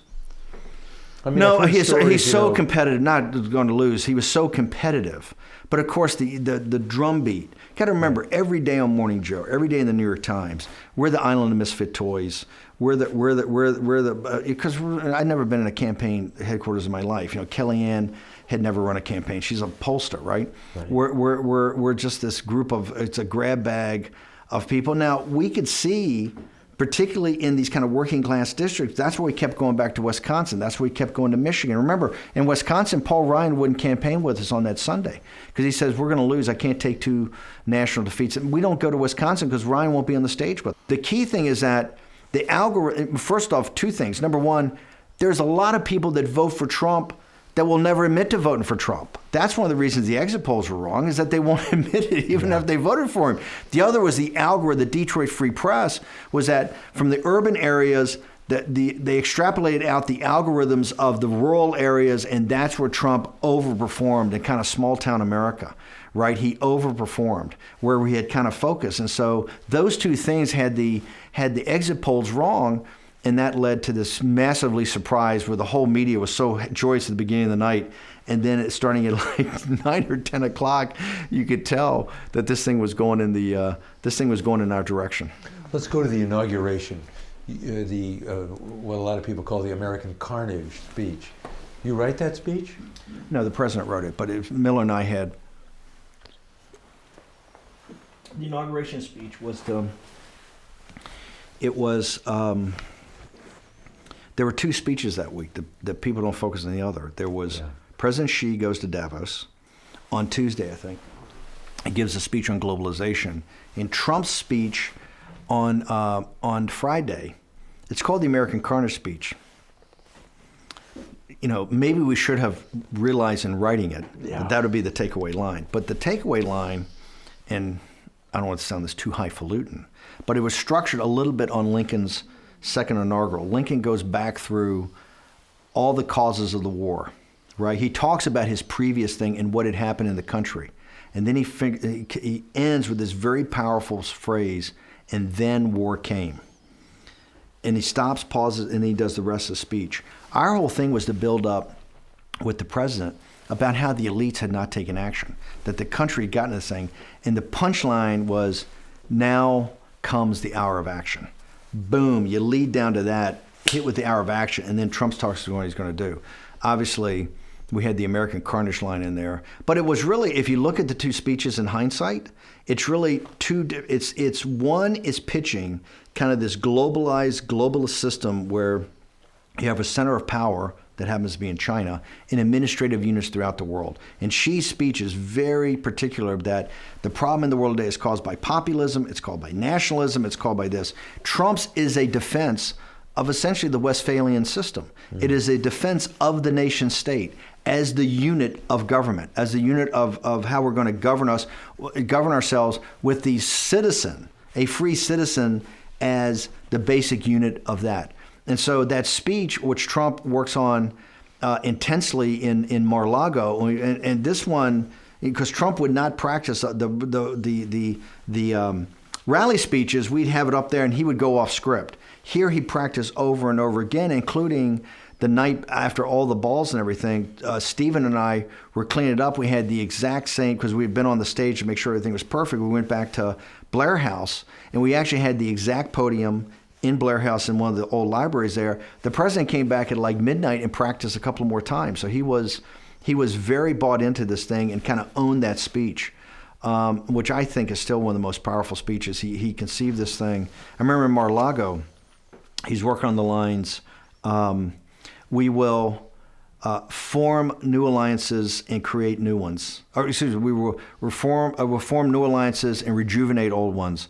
And we will reunite the civilized world to eradicate radical Islamic terrorism from the face of the earth.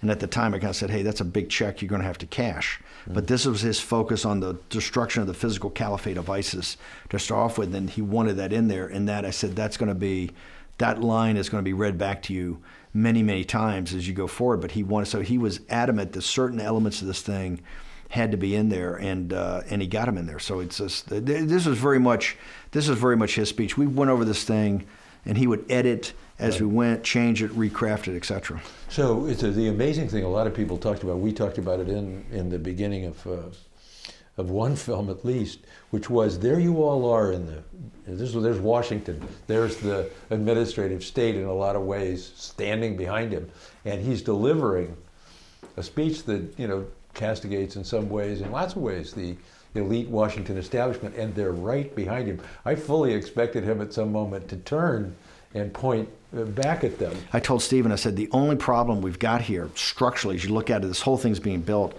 is that we should turn the podium around and he should address the swamp. That would be the powerful speech. That it was literally addressed, and I knew we hit the mark, because you could tell that Bush was very uncomfortable with this. The Victory Night speech was very watered down, because in the Victory Night speech, he called the country to come together. Right? The first cut that Stephen and I had on the victory, because Trump is very superstitious. There was no victory speech and there was no concession speech written on that night. We literally wrote that after the Detroit Free Press flipped it back to Too Close to Call, because that's when we knew we had this thing. So Stephen and I started working on it like at 1 o'clock in the morning, typing this thing up. It was go to Washington and we're going to burn out the permanent political class. We're going to take a torch to the enemy, okay? That it was fire breathing. That all got watered down into kind of let's have a group hug. It's the reason, interestingly enough, you never see the Trump Victory Night speech ever replayed, because it's just not Trump. It's kind of like, let's have a group hug. But what it did was start everybody saying that pivot is coming, like every president pivots. He gets in the Oval Office, he sits down, and the weight of it all, the responsibility to heal, the inclusion moment, or the division moment, or the fight back moment. And everybody said he's going to pivot. He has to pivot. Well, you see, but he didn't pivot. Because the media doesn't, remember, the mainstream media is not in on the joke. Here's the joke. The American elite have allowed the nation to decline. They are in to manage decline. And this is not about political party. This is the permanent political class, okay? It's sponsorship on Wall Street and in corporate America. They have this political apparatchiks down in Washington, but they are in managed decline to unacceptable outcomes to average citizens. Managed decline for unacceptable outcomes to average citizens, because they don't have to bear the brunt of it. They don't bear the brunt of the healthcare system in collapse. They don't bear the brunt of the education system in collapse. They're taken care of. To wit, they bring about the largest financial collapse in the country, and they're better off in 10 years. Why wouldn't you like this system? The system's working great for them. It's not managed decline for them. They're making more money on the way down than they made on the way up. And so that's what Trump is a rallying cry for that. Remember, the lead up to the inauguration is we're going to hit the deck plates running with these executive orders. We've got this whole system that Miller has gone through. Tell me about that. Well, an outside organization had done this theoretical analysis to show that every executive order that was still around from Obama and from Bush. And we had this whole thing. We had a whole tiger team of the White House counsel guys, the deconstruction of the administrative state, which is a huge element. Remember, you got two forms of populism. You have right-wing populism, you have left-wing populism. Right-wing populism is about deconstruction of the administrative state. Bernie Sanders and AOC is about more inclusion of the state. We're both populists, but they want more state intervention. We want less. In fact, we want to start to take apart certain parts of the apparatus. And so that whole thing is basically focused on the deconstruction of the administrative state, at the same time saying, hey, we're nationalists. This is about the nation. The nation's concerns have to come forward. We had in the first 100 days, every day we're going to be hitting with either 3 executive orders or whatever. Number one is that the Democratic Party's shattered. They don't know if they're coming or going. Right? They got one group that's doing identity politics, another group that's the Clinton centrist. I said, we've broken them right now. They have no idea. They're going to have their own internal civil war, right? They'll keep them occupied for a while. So what we've got to do is just hit, and keep it. It's momentum. The opposition party is the media. And the media can only, because they're dumb and they're lazy, they can only focus on one thing at a time. And the one thing they'll mainly focus on is either they do the horse race, or once the horse race, who's in, who's out. Right. It's like the high school, who are the cool kids in the cafeteria, right? Because it's easy. It's the reason they do the horse race stuff all the time, right? And they won't do the basic, what are the core things that are going on in the country? I said, all we have to do is flood the zone. Every day we hit them with 3 things. They'll bite on one, and we'll get all of our stuff done. Bang, bang, bang. These guys will never be able to recover. But we got to start with muzzle velocity. So it's got to start, and it's got to hammer. What was the word? Muzzle velocity. You got it. When you get anything in life, remember the House is 5-7 against, right? To get something done, you've got to go through these certain stages of momentum and keep forcing it. And so otherwise, just pure inertia, right, or the loss of energy. So did you know that with the travel ban and lots of other, the things that came, just the chaos that appeared to be chaos, that wasn't apparently chaos, that you'd lose some, that you might lose many of them, but that you When I say lose, correct me if I'm wrong, didn't the Supreme Court of these United States say that the travel ban as written, and by the way, they would have said the first travel ban was 100% constitutional. Is that not just a fact? Yes, it is. Okay? We knew the travel ban was bulletproof. Okay? Also, look at the other EOs we did that day. The other EO is really what galvanizes and everything about border enforcement and about tying together all the laws that are out there and giving Kelly the actual momentum to go do it. So no, and the travel ban had been worked on. Remember, this is something that Miller started working on in early November. This was all pushed through the interagency process. Here's the thing that's so phony about the media. Every time you do an executive order, you have to get basically a legal opinion. The Office of Legal Counsel of DOJ has to basically give you a sign-off thing that this thing is constitutional. Otherwise, you just have guys doing executive orders all the time. Right. There is a governor unit to the system. That governor unit is the Office of Legal Counsel telling you can actually do this or not. So we thought we were on very strong grounds constitutionally, and operationally we thought we were on strong grounds too. And the other thing I would say is that, knock on wood, but there hasn't been a terrorist attack. There has not been a terrorist attack since the extreme vetting went in. Remember, Trump, and to his credit, wanted to stick with the original. The backing off of the original was because of literally Mattis and other people about Iraq being an ally in the war to take down the physical caliphate of ISIS. And there were some changes to that. But President Trump, from the very beginning, goes, no, I've done the analysis. I've had you guys walk me through it. I signed this thing originally. I'm sticking with this. The Supreme Court will eventually back us up after we get out of this crazy 9th District. This is what I'm going to stick with. It was a staff that went back. The people kind of blinked, right? Because you've got some people in the White House that are a little more sensitive than other people, right? Some people blinked, and we got the second version. The second version was proved constitutional after all the thing, and it's been a very effective. That's the other thing. It's been a very effective process. You hit them right away at Yes. the Pentagon Yes. of all places, Yes. right? Yes. Your idea? I think a collective idea, the way to do it, because it was about national security. The way to do it was to do it at the Pentagon. Actually, the interesting thing, I think the more powerful of the two that day was the second EO. They really organized everything of all the different laws of the country, put it on one document signed by an EO that empowered the Department of Homeland Security and the Attorney General actually to start enforcing. You don't need to change one immigration law in the books. They're all there, right? You just need to start enforcing them. And remember, General Kelly was not an ideologue like Stephen Miller and myself and others. He was a guy who says, hey, if it's the law of the land, I'm going to enforce the law. This gave him, this brought into high relief this, and I think it was only the LA Times that weekend. The LA Times actually wrote the article I thought was the smartest. They said, hey, everybody's focused on this travel ban. Actually, one that has much bigger implications is this other one. So no, but my point is that every day we were hitting, we're going to hit them with additional stuff. And after that, it started, you could tell in the White House, we had the two camps start to develop, the more globalist, establishment camp and more of the kind of disruptors, populist, nationalist camp. And then everything eventually became a knife fight shortly thereafter. You knew going in. I've heard the story that you left the parade and went in and secured an office, prime real estate in the West Wing for your whiteboards. Is it a true story? Well, I made the pitch to the president-elect, I think it was 10 days after we won, and about the whole inauguration. I said, we're going to go to Obama's and do $1 less than Obama, purely populist, no balls, no fancy dinners, nothing, no big lunch on Capitol Hill with all the swamp. You do the inauguration address.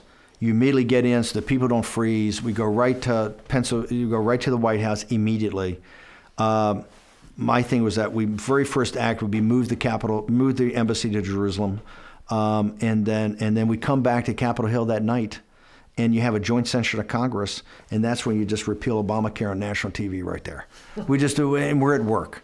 If there's a crisis, treat it like a crisis.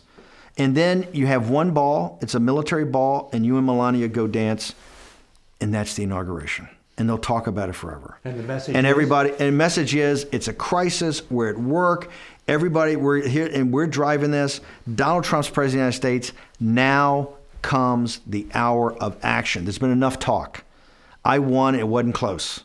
Okay? Everybody mocked me. Everybody ridiculed me. We had no thing. We just won with 305 electoral votes. Suck on it. Here's what's going to happen. Now comes the hour of action. No more talk. And so, and the alternative of that was the one that the U.S. attorney's now looking at. Okay? Yeah. You raise a couple $100 million.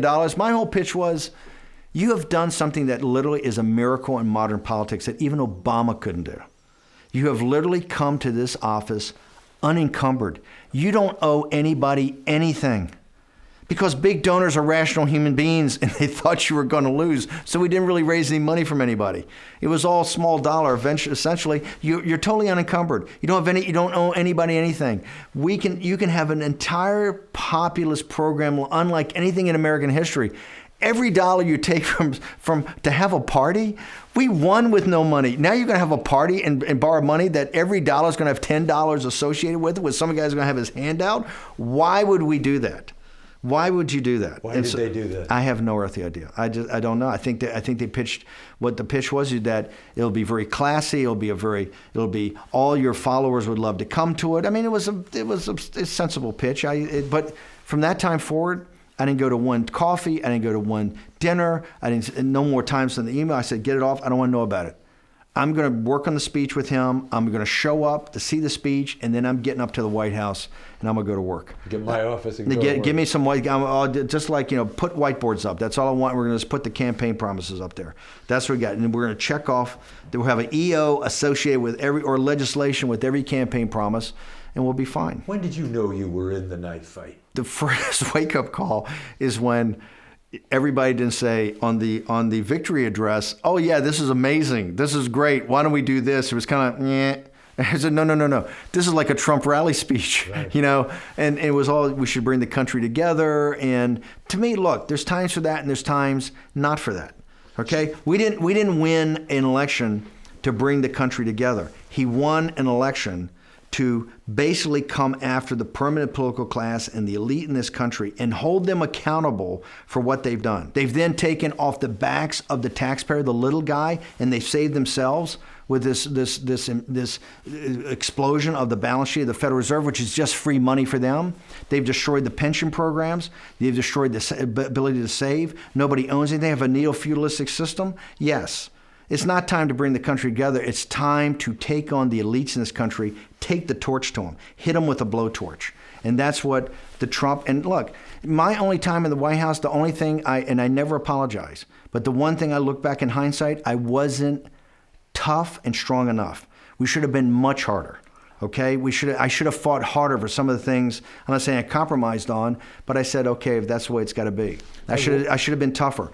This country has a massive problem, and now you're seeing it. And what I told the donors, I said, you may hate my guts, okay? And because remember, in the Oval Office, I'm the guy arguing for a 44% tax on all income over $5 million. Because I told the donors, I said, if we don't get this thing sorted, you're going to have a left-wing populism, and they're not coming for your income. They're coming for your assets. Okay, it's going to be just like Europe. And Pocahontas, she punches out, 2% at $50 million and 3% at $1 billion on tax on assets, which we never had, and that's an opening bid. Okay, you're going to start seeing this be a constant on the left. And I've told these donors that you got to understand something. We have to make fundamental changes to this neo-feudalistic system. People have to start to get ownership. They have to get ownership in the companies. They have to get ownership in real estate. Incomes have to start to rise. The Wall Street Journal can't go through meltdown when wages starting to rise. Inflation coming back. Right.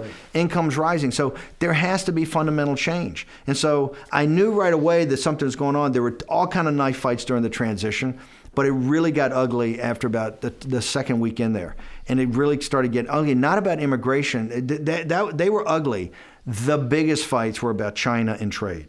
And that's because the reason is we had so many Wall Street guys. And look, I worked at Goldman Sachs. We had Goldman Sachs guys in there who were basically the IR department. The investors, Goldman Sachs and Wall Street is the investor relations partner for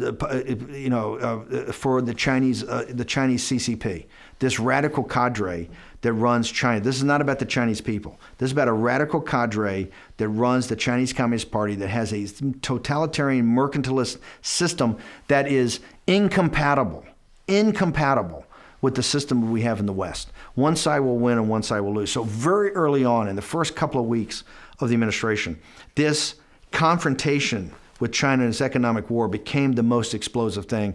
It's where all the knife fights came. All the McMaster stuff, the Cohen stuff, Mnuchin, myself, Jared, the nationalist and the globalist divide was because of that. And then many, many other issues, whether it's, putting stuff in the, because remember, Obama and Bush, the globalist, support this they turn the military into kind of this humanitarian expeditionary force, right? They want to be everywhere, sticking their nose in everybody's business.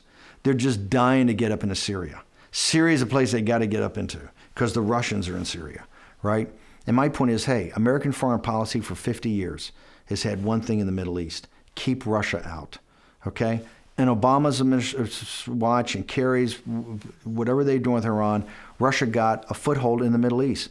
Well, you ain't going to get them out of there, okay? It's just not going to happen. And so anything that you're doing, get up there, they want to get it on with Russia.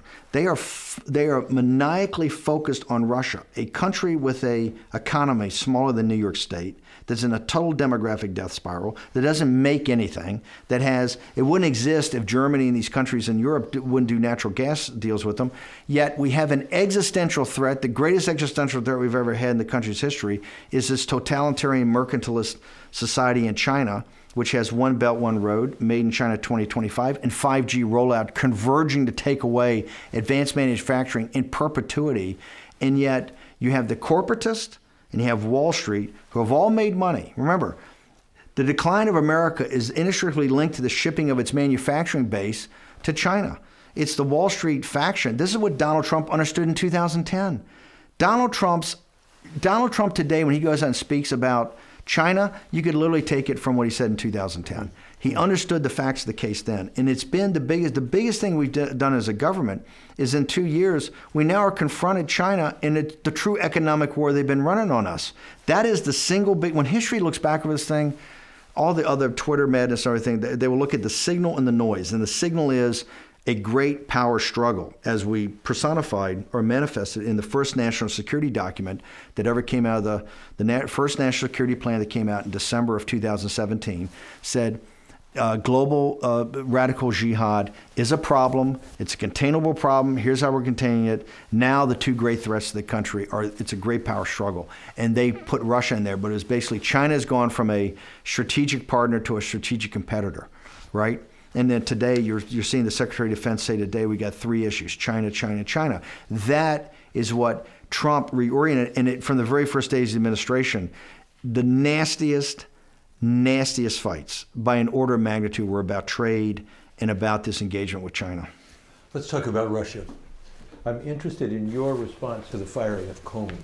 How did you hear about it? What did you think about it? And what did you say to the president? It was, it was ridiculous. I told the president that. The argument was all the agents hate him. If you fire him, they'll think it's fantastic. The Democrats hate him. It'll be the first time reaching across the aisle because they all hate him. They blame him for Hillary Clinton losing.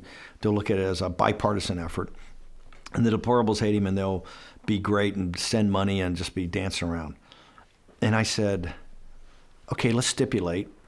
I don't agree with the first one. Let's for purposes of discussion, let's say it's true. As soon as you fire him, he's J. Edgar Hoover, right? I said the Democrats, as soon as you fire him, he's like Joan of Arc, right? And I said the deplorables don't care. I said institutionally, the FBI has got to bleed you out. Because it's a city of institutions, it's not a city of personalities. They're personalities, but John Boehner, nobody talks about John Boehner as Speaker of the House because he doesn't matter. It's the Speaker of the House. This is like they're not going to talk about Paul Ryan. This is like they never mention Eric Cantor. These are institutions with their own ways they roll, their own institutional logic. You have to understand these institutions. The FBI institutionally has to bleed you out. You just can't, they're not going to allow somebody to fire and humiliate the head of the FBI. And we're going to get a special counsel on top of it. So I was kind of dismissed, but it is not understanding. But it was very obvious. The argument I made is I said, listen, it's the C block on Anderson Cooper. I said the network of pure raw hate, right? I said even Anderson Cooper can't keep this thing alive. There's no more squeeze in the lemon. Nobody cares. I said, yeah, we got 3 or 4 months of this, maybe 5 months, but there's no Russian collusion. To just play it out. If you do this, it's going to create a firestorm. We're going to get a special counsel, and that special counsel is going to have an unlimited writ to go anywhere he wants to go, including your finances, your taxes, everything has ever been discussed. He can do anything he wants, and they will do it. And you're giving them the weapon to do it. So no, I think it was. What was it about Comey that he didn't like? Do you know? I don't know, but I think Comey. Comey's kind of a screwy character. I'm known for a guy that said we should fire Comey, like on the afternoon of the 20th. This should be our first decision. He's got to go. And the Why? reason, because of the dossier. Remember let's go back, which is not reported by the mainstream media. We're sitting down in Mar-a-Lago and we see the Chiron that, the Obama administration has now ordered 35 guys out of the country. There's been this whole thing. And the Chiron CNN says because of involvement in like the 2016 election. And I'm sitting there going, whoa, hang on for a second. I said, I was in the Pentagon during the Cold War, right? When we're 90 seconds away from launching on each other. We never sent 35 of their guys home during that time. This is like monumental. And the Chiron saying for involvement in the 2016 election, I don't remember seeing that. I hear some guys talking about that, but I've never seen any documents like that. By the way, we get the presidential daily briefing every day. Where's that in the briefing? Where is that? And you get the hubbada. I said, we want to see the exact presentation that Barack Obama saw that caused him to do that. This is a big thing in American policy with Russia. And the Chiron says because of involvement thing, you send 35 guys home. We just want to see, I don't want to see one slide more. I don't want to see one slide less.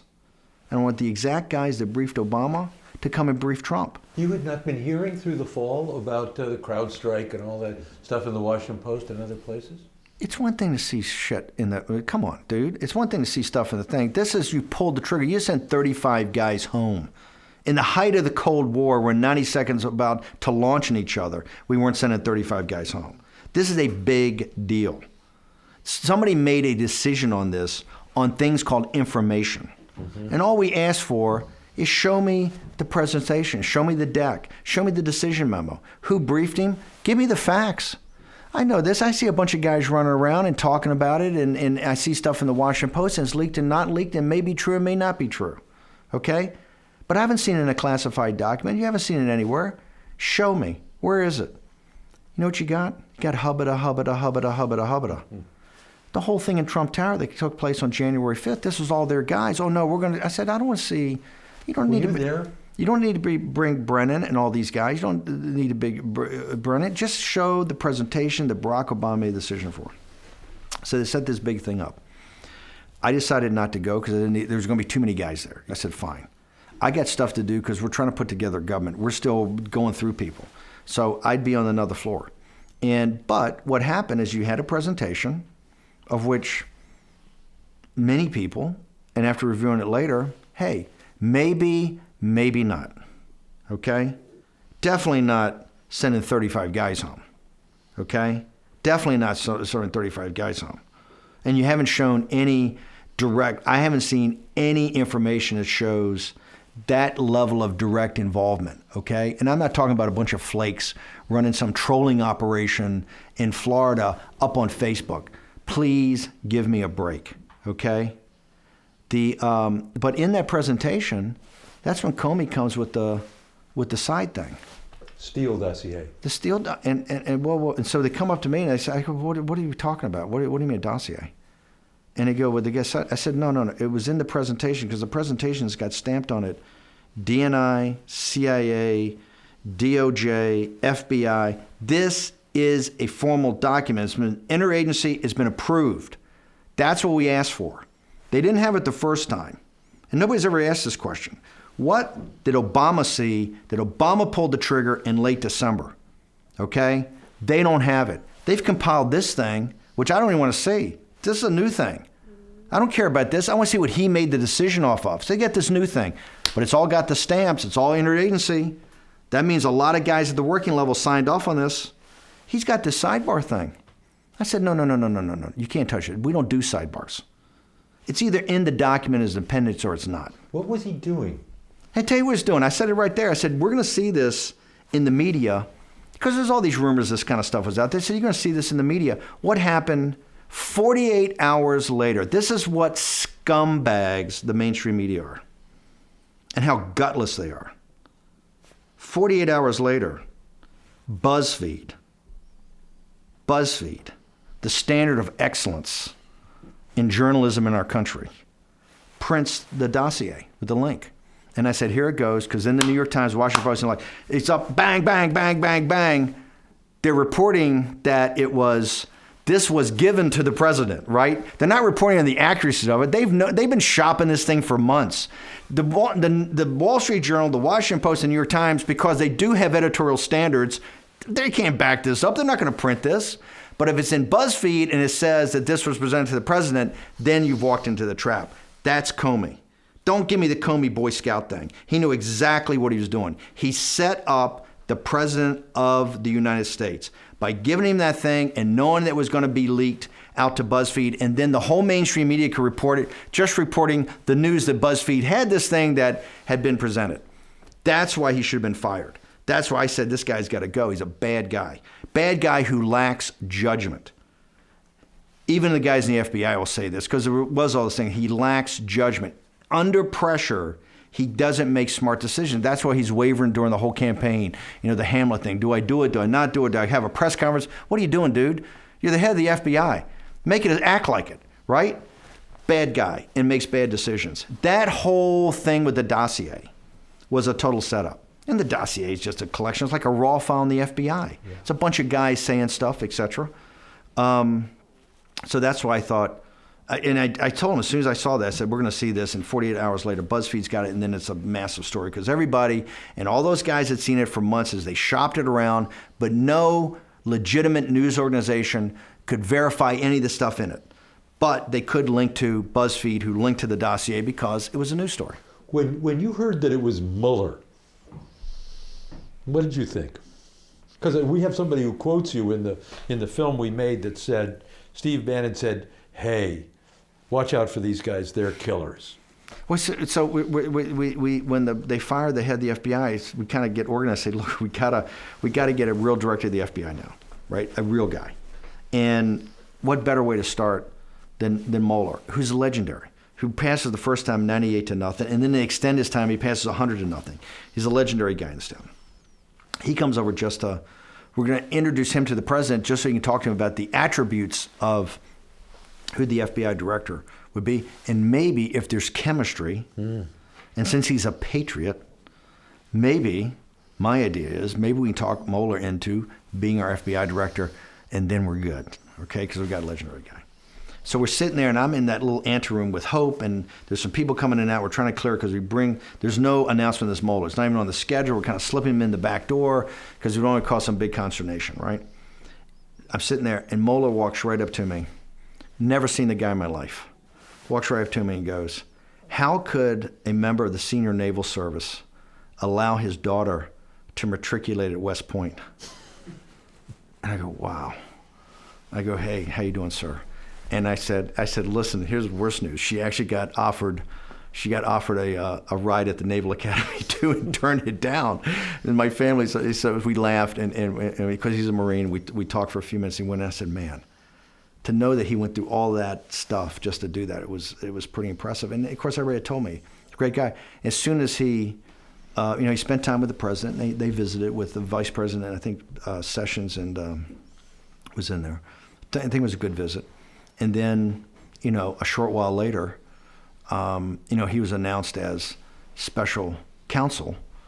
And I just go, oh my God, this is going to be a grind, because this is a guy that doesn't leave any stone unturned. I mean, now we've bought it, right? And this is going to be just a grind. And it's, this guy is a relentless guy. Not that we look on the collusion thing. There's nothing to hide. There's nothing. But it's just the process is going to suck up a tremendous amount of time, a tremendous amount of energy. You're now into the whirlwind, right? You've reaped the wind. Now you're going to suffer the whirlwind. So it's. I just thought it was just going to be bad, and it turned out it has been bad. I mean, it's been a real grind. Do you see a change in Trump since the naming of the special counsel? No. Same guy. Same guy.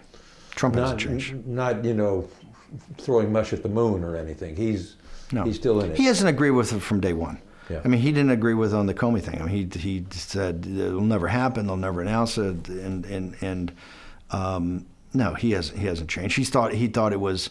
There's no collusion, so there should be no. Why do you have a special counsel? And he was very upset when Rosenstein picked it.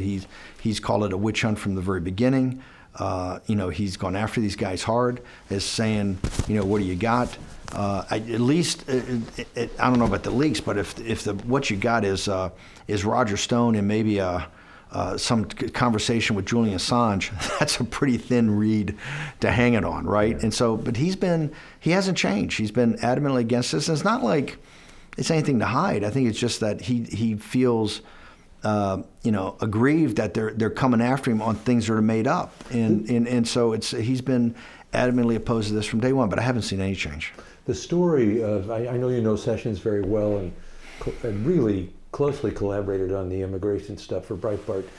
The story that the day that Sessions and Trump are in the Oval Office and hear that Mueller's been picked, and the president, by all accounts, loses it on whether it's true or not, loses it on Sessions. Sessions goes to the car and is in tears and resigns, and that he's brought back up by Reince, I guess. And you talked to Sessions with Reince. Take me in there, can you? Yeah, well, I think we got Sessions back, and we couldn't have Sessions resigning, so we got Sessions back and talked to him and realized to just put let's not do anything in haste. What kind of shape was he in? Well, I think he'd had better days, right? I think he's kind of an unflappable guy, really, when you see him. He's very solid, and really the driving force of this kind of populist revolt for many, many years before Trump came on the thing. And so I'm not just fond of him, I really consider him a mentor in a lot of regards. And I realize many conservatives are very upset because, and even I was, he did not seem to be very focused on Hillary Clinton or Uranium One, and it's just the way he is. You just got to take it the way it is. And I did pull him off to the side into the war room, and we talked, and I said, is there any doubt in your mind? I said, you were there from the beginning. I said, you were the very first guy. In fact, in this very room, I paced up and down for 2 hours on the phone with him when he was in an airport in Memphis in an SUV waiting for Trump to show up, where that day they were going to go down to northern Alabama and he was going to endorse him on a stage.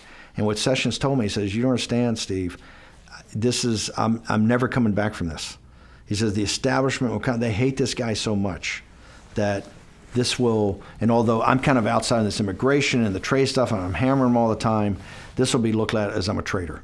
And you don't come back from this. So it's either we got to win or, my political career is over. And I said, we're going to win this. I said, this is a huge endorsement. I think it was right before Super Tuesday. Yeah. And so he was there from the very beginning.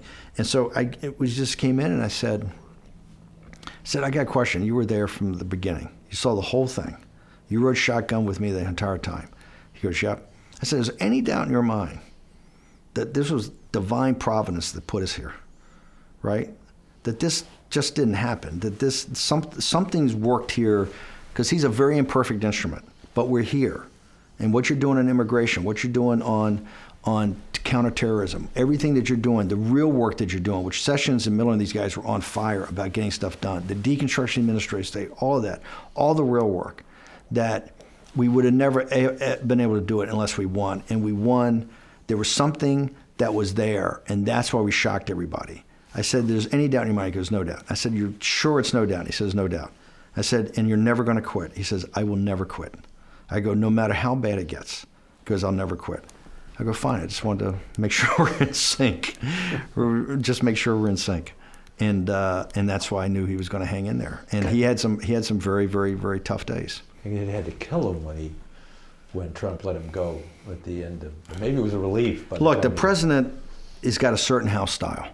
And I tell guys, some guys I've known, and they think they're friends with the president. I said, look, he's got friends, he's not looking for friends. You're there to serve a function. And the minute you think you're not serving that function, you're living in a different reality. You're there to serve that function. And when he doesn't think that you're serving that function, then it's time to go do something else. So look, I'm a huge Sessions guy. I think if people, particularly conservatives, knew all the work that he was doing every day on immigration, on securing the border, on our sovereignty, on that, they would appreciate him a lot more. I think he's gotten really banged up, but I think history is going to show Sessions in a pretty good light. Do you want to take a little break for a minute? I'm fine. Everybody. What time is it? Yeah. I just want to make sure we got time. It's 2:35. Fine. Let's just keep rolling. Yeah. I'm good. I really appreciate your candor on this, Steve. This is great from my point of view. Let's talk a little bit about, so Ryan, right after the election, says, this is unified government. This is what unified government is. We made a film about this as well. They thought they had a pen in Donald Trump. They were going to he and Mitch were going to do whatever they needed to do and wanted to do. And he made some promises, I think, over at the White House about the order of events and how they would go down. The Faustian bargain we made, and it was, I think, a huge mistake. With 10 days ago, not the weekend before, but the weekend before that, we are in North Carolina for a better part of the day. I think we're hopscotch around with Mark Meadows. And Mark Meadows, who's the guy that took down John Boehner, right? Yeah. When he did that in that August, everybody mocked and ridiculed him, and eventually we got Boehner out. It was started by Mark Meadows. Meadows hands me a manila envelope, and he says, First off, he says, you don't have to come back to North Carolina. North Carolina was the state I was most concerned about. We had a very weak apparatus there. The Republican Party is very disorganized. And I go, what are you talking about? This is the one that keeps me. This is the one I think we got the least. He says, no. He says, the evangelicals, we're turning things out. We're going to win by 1.5, and you're going to pull Burr across the goal line too. I go, come on. He says, you don't have to come back. Trust me. Never went back. He gives me this thing. He says, after we win, because Meadows and his wife were with us on Billy Bush weekend, she got on a bus with other House members and Christian wives and toured North Carolina in a pre-scheduled thing on Billy Bush Saturday. Billy Bush Saturday is the defining moment of who's with you and who's against you, okay? Meadows and the wife are hardcore Trump, okay? He tells you don't have to come back, and he gives me an envelope. He says, after we win on Wednesday the 9th, I want to have a conversation with you because this is how we're taking Ryan out. I go, I'm tearing up. I want to hug the guy, right? We win. He's got a whole plan. It's completely, let's have a group. It's the same thing in the victory speech. Let's have a group hug. We're going to have a group hug. Now, look, we did win by bringing the establishment in. We wouldn't have won without him. The first call I made when I was announced was to Reince Priebus. Reince was a great partner. But the decision's made. We're not going to go after Ryan. We're going to keep him the speaker. We have the whole ability to change it out right then. We're going to work. Who's making that decision? What's driving that decision? It's certainly not you. No, absolutely. I was all for it. What do you mean? To take all these guys out? No, but and listen, you got to remember, being a surprise win, right? And let's say in that whole group, Trump and myself are the only two that thought we were going to win. Everybody else is in shock, right? You got 10 weeks to relieve the watch, right? When it's your responsibility. We don't know. We got the whole national security apparatus of the Republican Party is all never Trumpers. In fact, the core of the never Trump is national security. So we have no national security guys we can pick from. We don't know anybody, right? It's one thing to talk about it. It's another thing to put it in the pages of Breitbart. Another thing to have Bannon on his radio show yammering away. It's a lot different when it's now looked at it and the whole thing. And remember, the next day, the stock market is going to drop 5,000 points. Trump doesn't know what he's doing. The country's divided. You're going to have a civil war. The whole street on Fifth Avenue, people down there, cutting themselves. It looks very different. The Wall Street, everybody's going, financial markets are going crazy. Nobody anticipated this. It's Donald Trump is president of the United States. I think the president and others around him figured, let's have a unity thing with the Republican Party. Let's make sure. And so it empowered Paul Ryan and Mitch McConnell to have the power they have. That's the original. If it's an original sin of this administration vis-a-vis, I think, the swamp and the permanent political class, it is back to the Breitbart. We can't get to the Democrats till we clean up our own mess. We didn't. We basically made a Faustian bargain. That's why Reince became chief of staff. And I was fine with that. I said, okay, fine. There's so much to do. There's only so much you can fight. This is going to happen. We're not going to take Ryan down. I had a long talk with Mark Meadows, and it was a huge missed opportunity. How did he react? Understood. He's a grown-up? He's an adult. Definitely understood. Said at the time, we will rue the day we don't do this. I said, I fully understand. I'm ruining with you, but it is what it is. We're going to try to pull it together. We're trying to work as a team, and we're going to see how this thing plays out. That was in the first 24 hours. The first 24 hours that decision's made. And many of the things from it, I think everything you need to know about Paul Ryan, he quit. He essentially quit. He didn't want to defend the House. He didn't want to go through the effort of having, because it was really going to be 18 was going to be a referendum on Trump's 2 years. He didn't want to defend it. He didn't want to go around, so he didn't. And he also didn't, if he stuck to it, he didn't want to campaign with Trump in 20. It's pretty obvious for me. He has a total distaste for the president, and he doesn't hide it very well. Let's talk about the repeal and replace of Obamacare. We don't have to go into all the House shenanigans, but it is, let's end it with McCain's thumb down and the president. Well, it's something very more important than that. Remember, this is in the sequencing, repeal and replace, and that's where the establishment, and Ryan says, I got this. Tom Price is the smartest guy in the history of Congress in this thing. He's going to be the head of DHS. We've voted 50 times to repeal this. This is something we own. We know this better than anybody. And it was evident in the first 2 weeks as Trump kept pressing down and asking questions that the Republicans, the establishment, didn't have a solution. When he put that thumb down in the middle of the night, what did you guys think? Well, it was out of nowhere. Remember, early in the evening he was going to vote for it, right? It was purely a thing of vengeance. So in April, in May, in June, when this thing in death spiral of the first Republican establishment, and they're saying, hey, this is a great Faustian bargain we made. We get all the deal baggage of the establishment and none of the upside. Right. Here's why. They're totally and completely incompetent. They're not ready to govern. They're just not ready to govern. But that's another ball that the Brian, these guys, after 7 years and being so adamant that, yeah, we've worked on this, we got this, that thing evaporates in 90 days. And the repeal and replace becomes a fiasco. So tell me, McConnell, President really lets him have it after the Obamacare thing fails in the Senate. What's up with McConnell from your point of view? Is he the leader of the opposition party? Where is he then and now? First off, he's look, there's nobody I've had bigger disagreements than Mitch McConnell, because to me, he's the epitome of the establishment. That being said, if you're a conservative, he essentially saved the country. He fought for all those years and kept 140 federal judges and I mean, in the Supreme Court. This is why the campaign was so important when I stepped in there. The country's on the line. Remember, the reason Merrick Garland's not in the Supreme Court is because Hillary Clinton, these guys didn't think it was progressive enough. They were going to have their own pick, right? He was too moderate. He's kind of like Obama. Yeah. He's too moderate. They wanted something more progressive. If we had lost in 2016, you're done for a generation.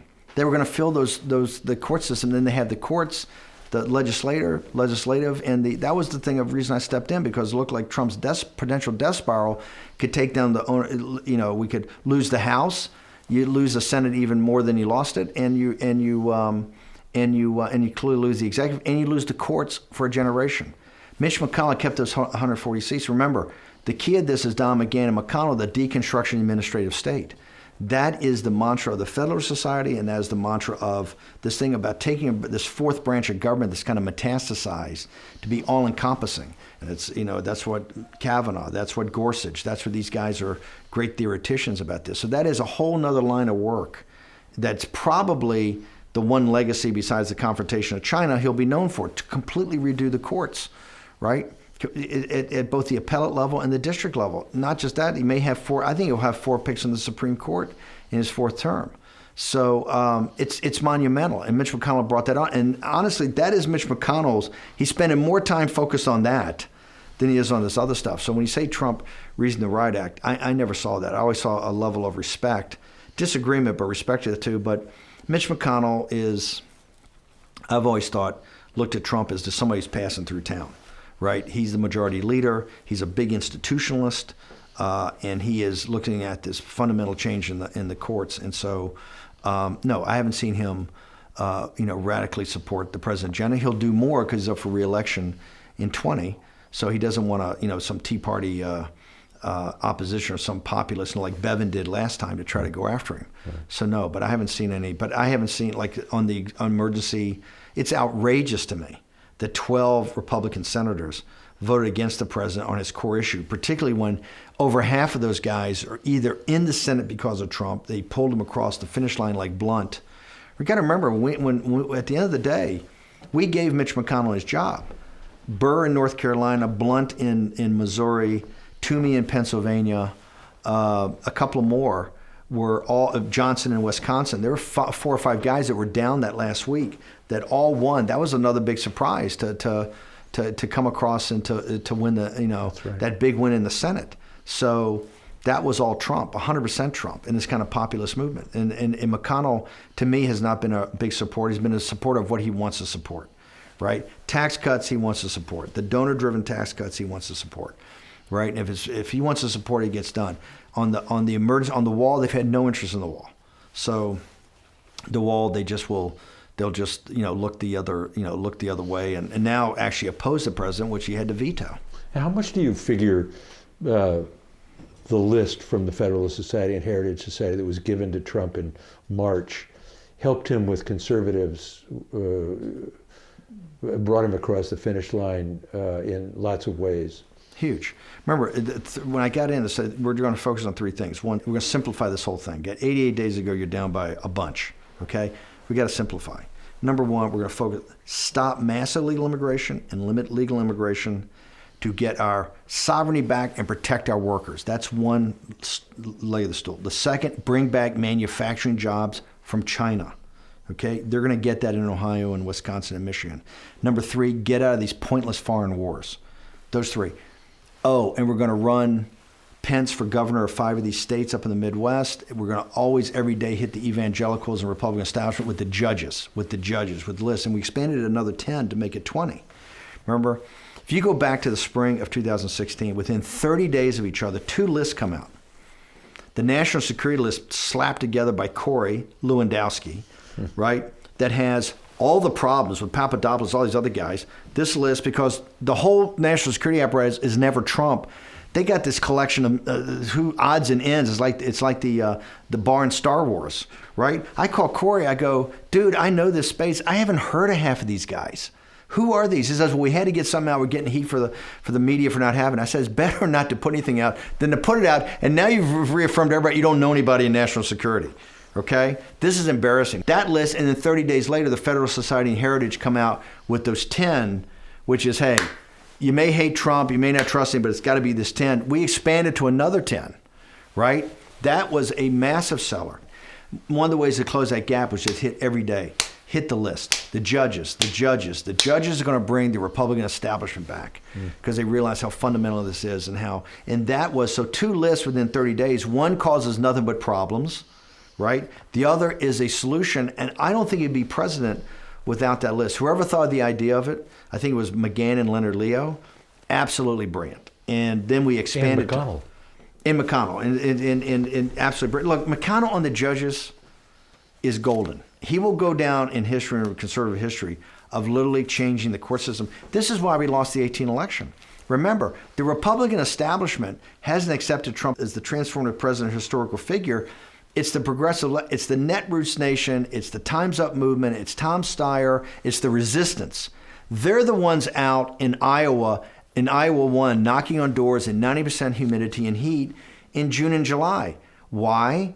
They understand that Donald Trump is going to be in their lives 10, 20, and 30 years from now. It's a Kafkaesque nightmare. This guy's never going away. And the one way I got to do it, I got to take the House of Representatives, because we're going to use that apparatus to weaponize Mueller and everything else, and we're going to have his head on a pike. That is where American politics is, and God bless them.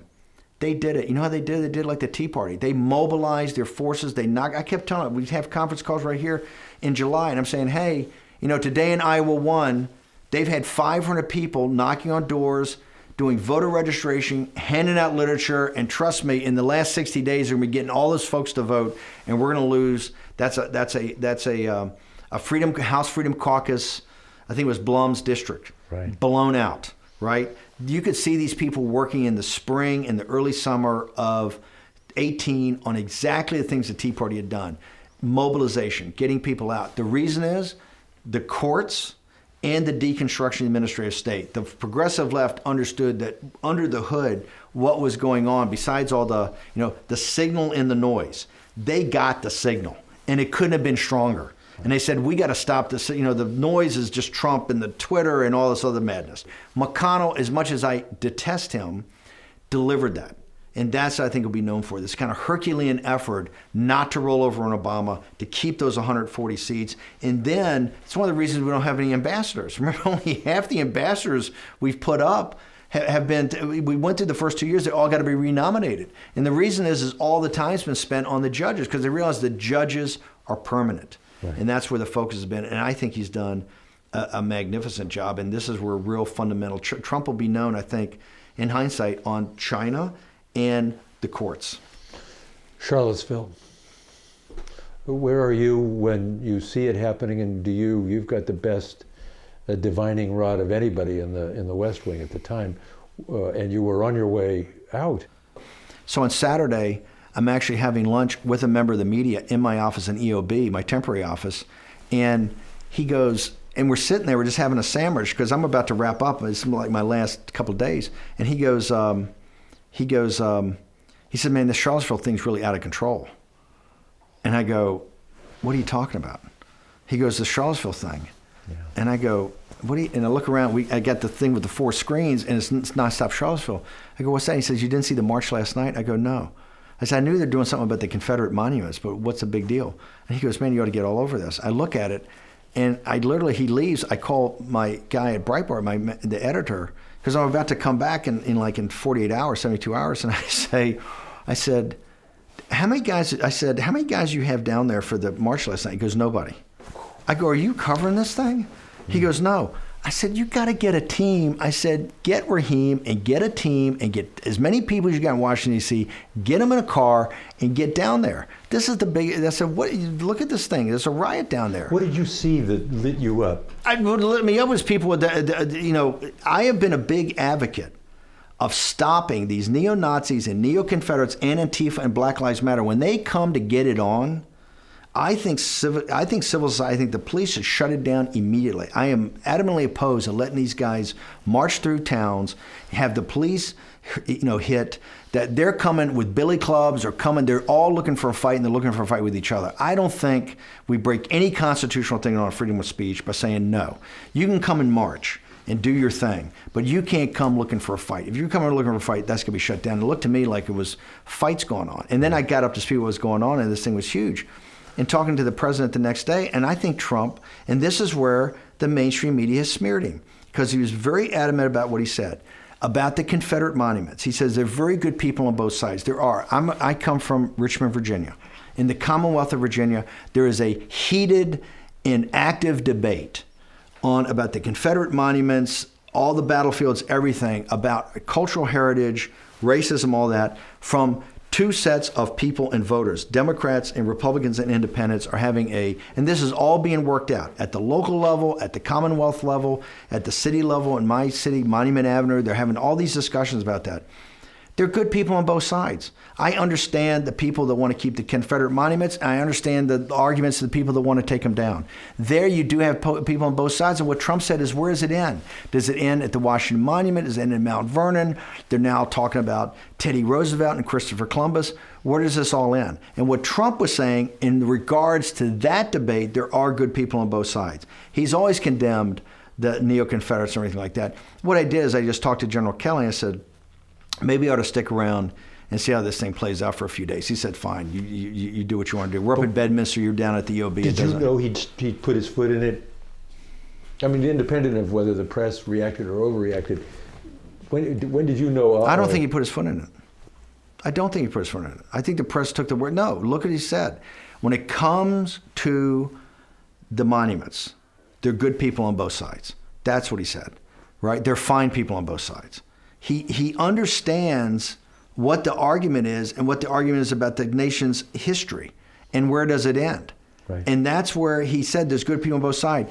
He immediately condemned, he's always condemned these neo-Confederates, KKK, the Klansmen, but he also, and this is where the mainstream media looks the other way, there's many bad dudes on Antifa and Black Lives Matter segments, not the whole groups, just as bad as some of these neo-Confederates and neo-Nazis and stuff, because they're all looking for a fight. I made a film about the Occupy movement, Occupy Unmasked, that Cuban's company picked up and put in theaters, that goes right to the Occupy thing, had these kids, want to do kumbaya, but in back of these guys are professional anarchists and bad hombres coming looking for a fight. So if you think it's on both sides, and that's where I think I don't think he stepped in. I think it's 100%, I think he's 100% correct. It's funny how he does that, and then he kind of tries to walk it back in one of the most stilted performances I've seen him do, and then he just can't help himself. No, because this is why he gets spun. This is bad staffing. This is where various elements in the White House, in the West Wing, get in his ear about trying to get him to do something that is not in his wheelhouse, not in the way he rolls. He then has the press conference and the thing where he said it's kind of half in, first of all, he has the thing he flies back and has the thing in the blue room or whatever. Yeah. That is terrible, because you're not either fish nor fowl. You're kind of, and you can tell it's very stilted as he reads it. Right. It's not Trump, and he's going to reverse field on you after that. That's why you can't do that. Let Trump be Trump. The nation voted for it. It is what it is. It's just not, if you try to do it, it'll be phony and everybody can spell the phoniness. And that's why I think he was absolutely correct on this. I think he just should have stuck to what he's sticking to. There are good people on both sides when you talk about the greater discussion on the monuments and our history and what those monuments mean. Either it's culturally positive for the South or it's culturally negative. And that will be worked out by citizens at the ballot box, essentially, okay, which eventually it'll be worked out. Was he listening to you? These bad guys, first of all, the neo-Confederates, neo-Nazis, KKK, have no place in American political life. And to me, they're only blown up. What irks me, they're only made bigger. It's like Richard Spencer comes here and there's 3 guys marching with Richard Spencer, but there's 200 reporters. Yeah. The Guardian's got a whole team and they're doing video and they make them seem like they're 9 feet tall. They're not 9 feet tall. They're all losers. They're all deadbeats. They don't add anything electively. They're all morally corrupt. Most of them are scam artists just in it to make money. Okay, it's another racket, right? It's a racket. So they should be totally dismissed. I think Trump's done a good job of that. But these guys that make the Antifa and make all the elements of Black Lives Matter, there's some elements of Black Lives Matter are fine, but there's elements of that and almost all of Antifa that are, in fact, Antifa is fascist, and they want to get it on. They're just as bad as the neo-Confederates and the neo-Nazis and the KKK. That's where I also think Trump's correct. So you stuck around for a few days to I stayed to the next Friday, I think. To clean it up. To help well, clean it up? I was the sounding board for him, and then Gary and these other guys were going to resign, and I kept saying, I told Kelly, you got to come out and either have his back or you're not. Make a decision. Don't play Hamlet. Don't give me this thing. I want to resign. I'm going to resign, and then leak it to the press. It's in Politico every day. Come on. There's virtue signaling on the staff that they're so against it, and he's so bad. I said that's not the way it rolls. I said, you got to make a decision here and get rid of it. These guys either got to step up and say, I support him, or resign. It's fine. You'll find another guy at NEC. Larry Kudlow right there. He'll be in tomorrow. It's no big deal. It's not the end of the world. But you got to make a decision. But bleeding it out every day in the Politico. So by Friday, I said, this thing's going to go on for a month, and I'm not sticking around for a month. This is non-ending. So I talked to Kelly in the morning and said, I'm gonna blow out of here by I was already out of the EOB. I'd already moved my stuff out. I said, I'm going to announce today, and he says, yeah, we can announce it too. So I think they put out some tweet that was positive. And by 5 o'clock, I was on the conference call with the Breitbart editorial staff, and we were back to work. When he says stuff like, yeah, he was important to me, but not really important. He came late. We were already there. How does that feel, Steve? It doesn't matter. Look, if you're going to work for Trump to get a pat on the head, you're in the wrong line of work. Look, I'm 63 years old. I've been doing this for 10 years, working on this populist nationalist thing. And God willing, if I'm alive, I'll be doing this 10 or 20 years in the future. It's not, if you're looking for an attaboy, if you're looking for a guy who's going to sit there, hey, Tiger, what a great job, you're in the wrong line of work and you're working for the wrong guy. I do not care if he said I was the smartest, greatest thing I ever worked for him, or I was the biggest dog that ever worked for him. It doesn't matter. What matters is the work, okay? He won the presidency, okay? On that weekend in August, it wasn't about the primaries, it wasn't everything. It was about what the reality was then, and he won, okay? And there's no doubt, if I was not there on Billy Bush weekend, okay, he would have gone in a different direction, I think, because the pressure was on him from everybody. He had one guy who had his back that day, okay? And in the White House, I think I did what I had to do. I had his back on certain things. And on the outside, I'm the only guy, been interviewed these last couple of weeks. I'm the only guy consistently, not for some sort of rah-rah, because none of my income depends on Donald Trump. I don't need Donald Trump to go sell a book. I don't need Donald Trump to go get anything done. I respect him and what he's trying to accomplish. Remember, he didn't have to do this. They've tried to destroy him, and they're going to go after to really destroy him. Okay? He was a billionaire buying, open championship courses, a lovely wife, a great family, enjoying life after you're 70 years old. He didn't have to do this. Okay? He did it, I think, and I saw him up close because he is a patriot, and he did it for the country. And I'm very proud, and I will always be proud of the fact that we beat the Clinton junta. Okay, I dedicated 5 years of my life to making sure that group of mafiosos would not be in charge of this country. And it gives me unlimited pleasure every day to think that when the New York Times does her obituary, in the first paragraph, she was beaten by Donald Trump. Okay? That is, to me, a great payoff. Yeah. That she's not allowed, and that corrupt group of people around her were not allowed to get back into the West Wing. And I think Trump has done a tremendous job. I think he is. I think the left gets this. He is a transformative president. He is a historic figure. Now, as I told him, Lincoln, Jackson, Reagan, FDR, to be loved long term, you're going to have to go through very dark valley. Mm-hmm. Okay? Reagan was at 83% or 33% in the August of 83. Lincoln was losing the war up until he won it, right? In 1864, he's going to lose by a landslide until they took Atlanta, right? FDR, all those dark days in World War II and the Great Depression. Andrew Jackson. If you look at all the great presidents that are beloved later in history, they all had to go all in on what they believed, understand at the time you're going to be not that popular. There's going to be a lot of people, you got to be absolutely convictions. You'll hit the inflection point because you're right, and this stuff is right. If you want to just be popular, like a lot of people around him want him just to be popular, you're not going to accomplish it. You're going to end up like Bill Clinton. You'll be kind of popular at the time and then forgotten in history, right? So if you don't want to end up like that, if you want to end up like Reagan, you got to stick to it. I think he has stuck to it to a large extent. I hope he sticks to it more. And I think he can. And I think right now, if he can get through this grinder, this gauntlet that's been thrown down because elections have consequences, he's got through this gauntlet of the House, that I think that he could be looking at even a bigger win in 2020. It's too early to talk about 2020. However, if he can get through the gauntlet, right? I haven't seen the person yet that's come out of the Democratic, even the start of this thing, that can take him on unless he's so wounded by the process and who knows? The process is the process. We don't know what it's going to entail, and it's all law of unintended consequences. That's all to come. Yeah. But I think he's pretty well positioned for 2020.